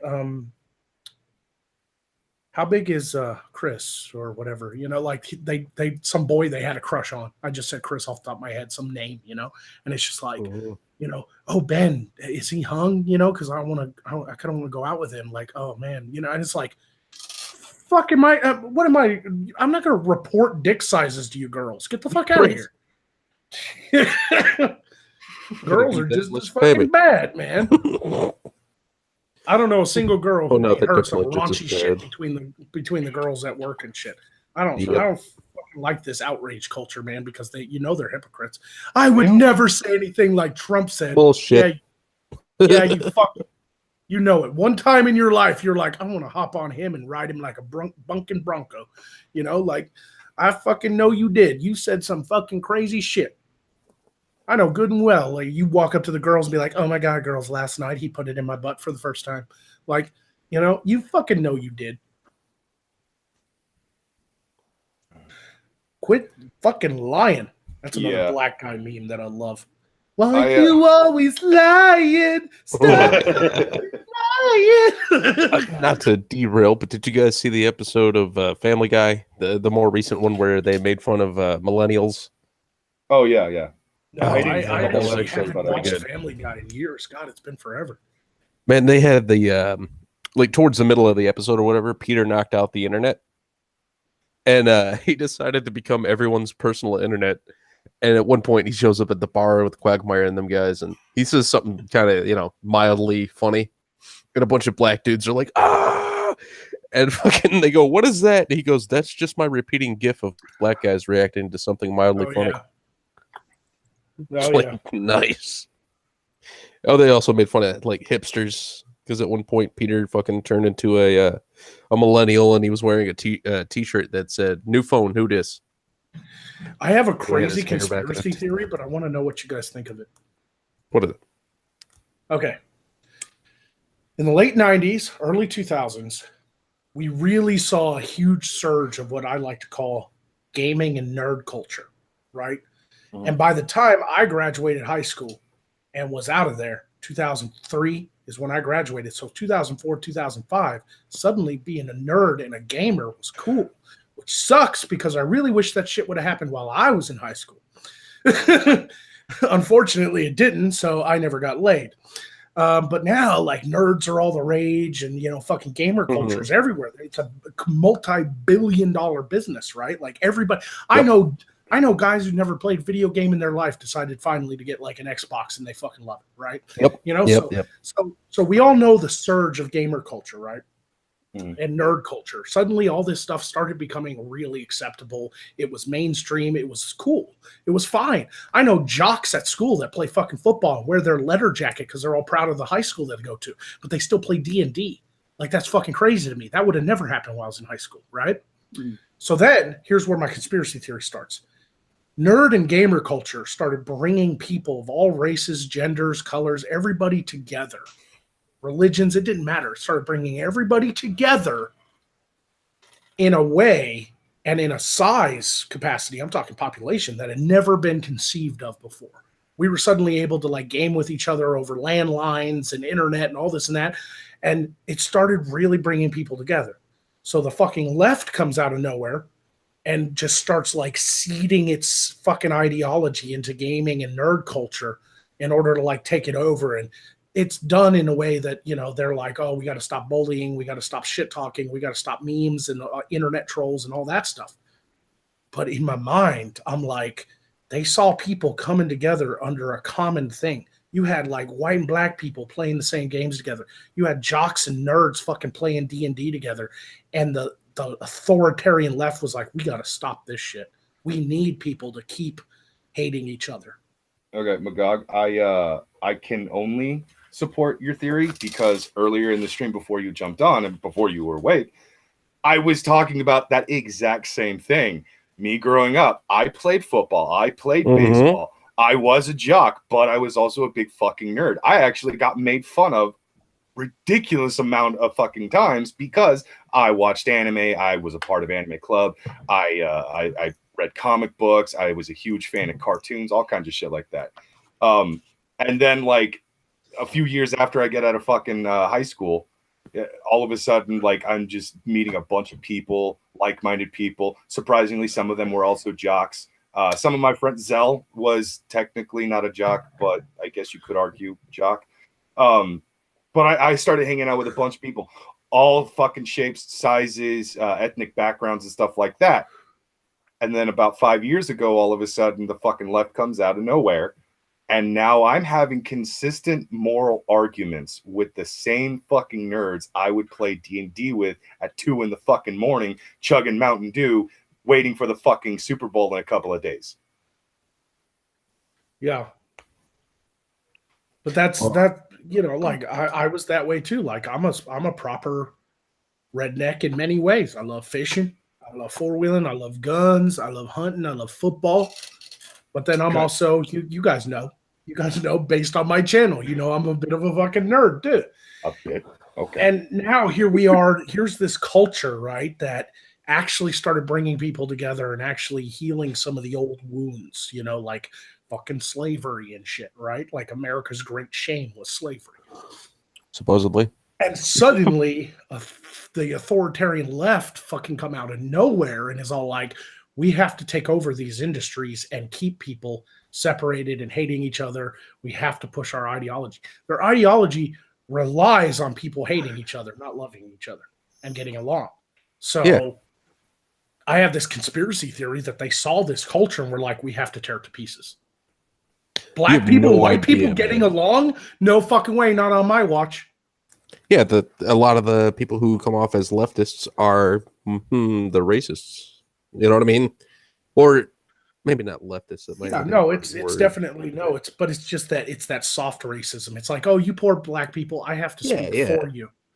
Like that you can't do it yourself. You know. Mm-hmm. So that's worse.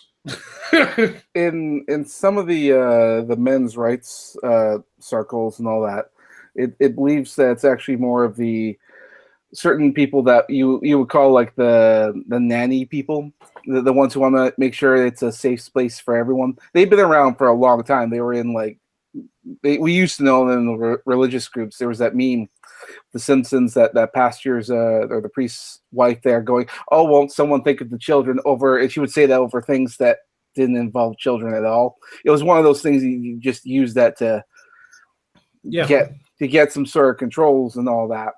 Not saying that women are the problem here, but I mean, there are certain people who will just, nag and get their way to try and, get some control over this. One of the earliest samples of that example would be Warcraft.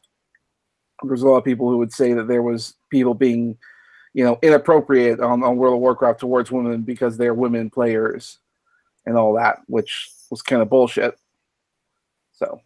Yeah, but I've said it for years, and it's odd how like it means more now than it did back in high school when I first thought of it. But I've always considered the radical right, and this is also why I've always considered myself kind of a centrist libertarian type, even back in high school. I've always said that the right wing, the hardcore right wing, is offended on behalf of the government. The radical hardcore left wing is offended on behalf of me. And that's what's so like, which do you think is worse? Like me personally, I think it's the left, which is why I do most of my 90% of my videos are on the left right now, because they're the ones fucking up. They are perpetually offended on behalf of others. Yep.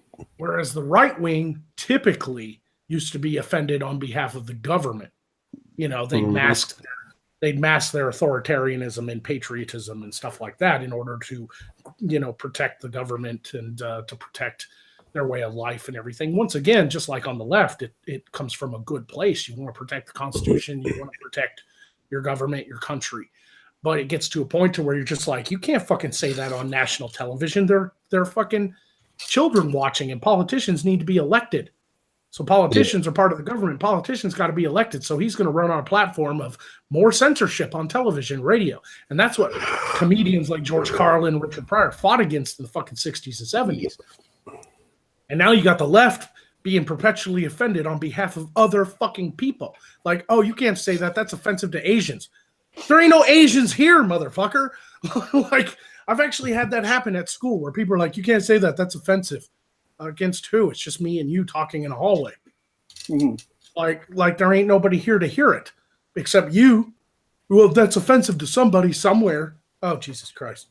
I don't know if I would categorize like this being a left-right issue, because a lot of the people who perpetuate these things are often people who could have easily been in one group or the other. They're people who want control will just weasel their way in. Like back in the 90s when everything was more on the conservative leaning, most of the people who were pushing censors and whatnot was the religious people, religious Christian. Yeah, it's the religious. Well, yeah, but they were more of a concerned mothers group and whatnot, and because they were saying but I'm not talking about just censorship. The right is perpetually offended by the government. Offended not by the government, but offended for the government. Like they're the representatives of the government. Oh, I'm not saying you're wrong on that. I'm just saying that the people who we're going up against, the social justice warriors, they've existed before, and they'll go where there is power. And when the government was more on the when society at large is more on the conservative side of things back in the 90s, they were flexing control back then as well. We just didn't call them social justice warriors. And a lot of people were a lot of them were in the religious groups, the church groups. Even the right has played identity politics.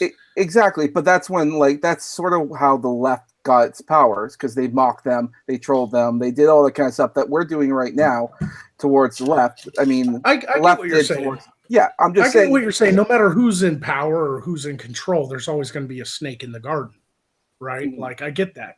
But I guess what I'm also saying too is that the perpetually offended culture has existed on both sides, but has oftentimes taken a different form with the right than the left, which is right because they're ideologically different in many ways. So the right has a tendency to be offended for on behalf of, unborn children.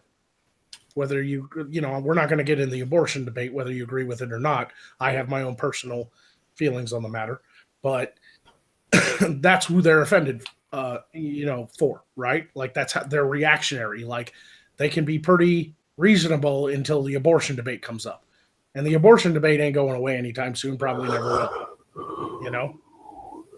But the left, they get offended on behalf of races and stuff like that they're not even fucking part of, and it's just an identifier really. But at the end of the day, I think people more reasonable people are in the center, whether they believe it or not, because anybody who's willing to also criticize their own party as much as the opposition is a center-leaning person, in my opinion. Mm-hmm. But these motherfuckers that just buy into the gospel, they're like cultists, man. It's creepy. Yes, it is.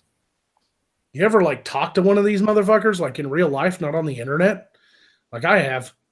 In college, I met a real anarchist, two girls that were real anarchists. They literally believed in just burning the entire government down, and we all just live based on how well we can protect ourselves. Yeah, while on their phones, right? Right. And it's you literally are advocating for a post-apocalyptic world. You're a fucking retard,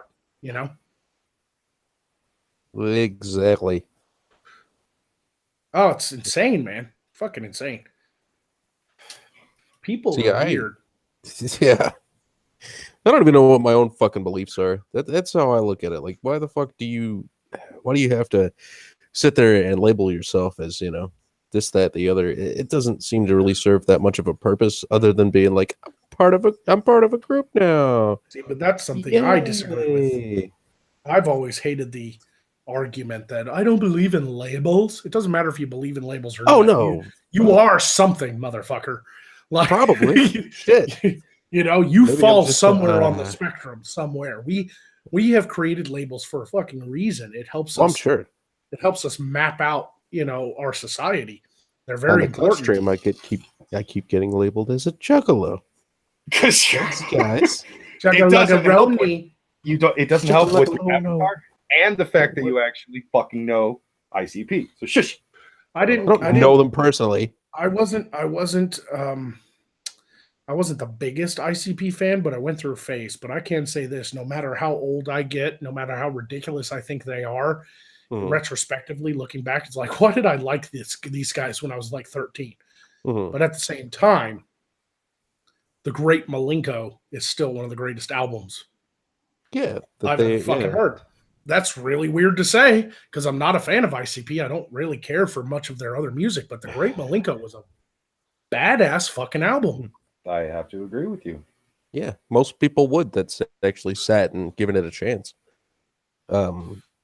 They had a cool little gimmick, you know, like that. Yeah, I could see how people are attracted to the band, but And I have respect for them You because fall out. of the interview they gave. which one? I watched an interview where I guess the comic book was coming out, the ICP comic book. Okay.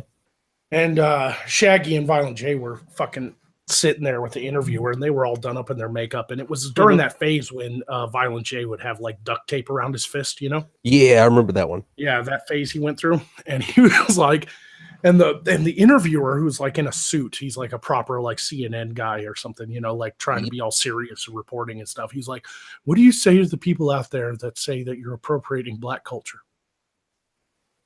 or imitating black culture? And Violent J was like, I am sitting here in front of you with a duct tape around my fist and a painted juggalo face. How am I imitating black people? He pulls that shit a lot, dude. Hell, there was a written interview where they asked Shaggy if like, you know, what political spectrum he fell on and everything, and he's like, you know what, when it comes to all this people getting outraged over all this bullshit, he was like, I live so far away from that fucking world, none of it even affects me.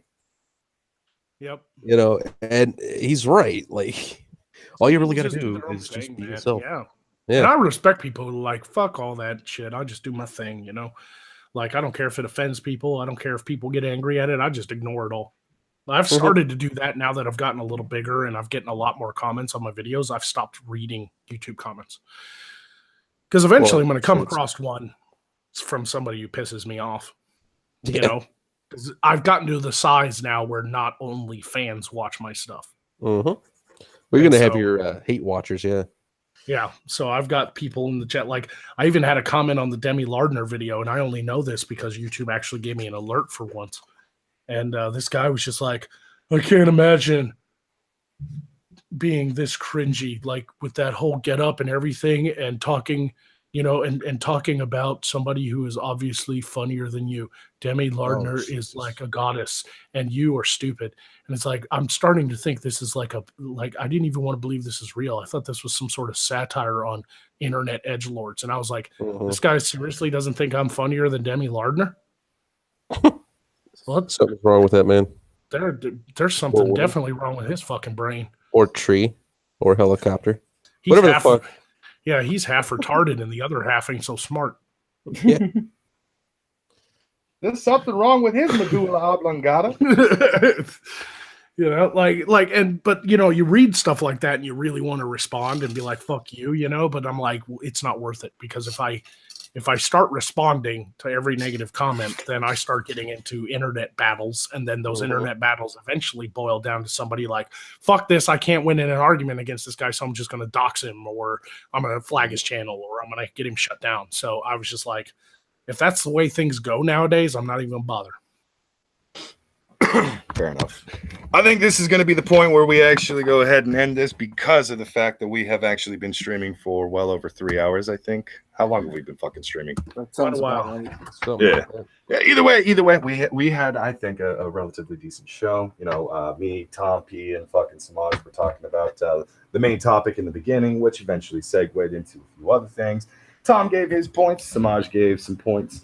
I talked pretty much about the cosplay thing with Yaya Han. Zell gave his 2 cents in the chat.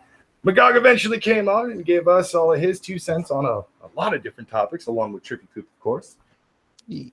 So yeah, I think this was actually a pretty decent show. I'm gonna touch myself, Jessica Negri. He's gonna. I mean, dude, there are hardcore Christian women who hate the Touch idea themselves of to actually Jessica hooking Negri. up with other women and stuff. Like, lesbianism is an abomination. They see Jessica Negri and go, I might have to flip the bean later for that. Yeah. You know what, Brockus? I got to bring back my earlier point. See what happens when Smeckle shuts the fuck up? Fair enough. Good show going. All right. Well, anyways, that's been the show. We had, of course, myself, Samaj, Trippy Poop, Magog, the people that you see currently on the stream. We also had earlier Tom P and Scooby. And yeah, that's been the show. Take it easy, cunts, and get the fuck out.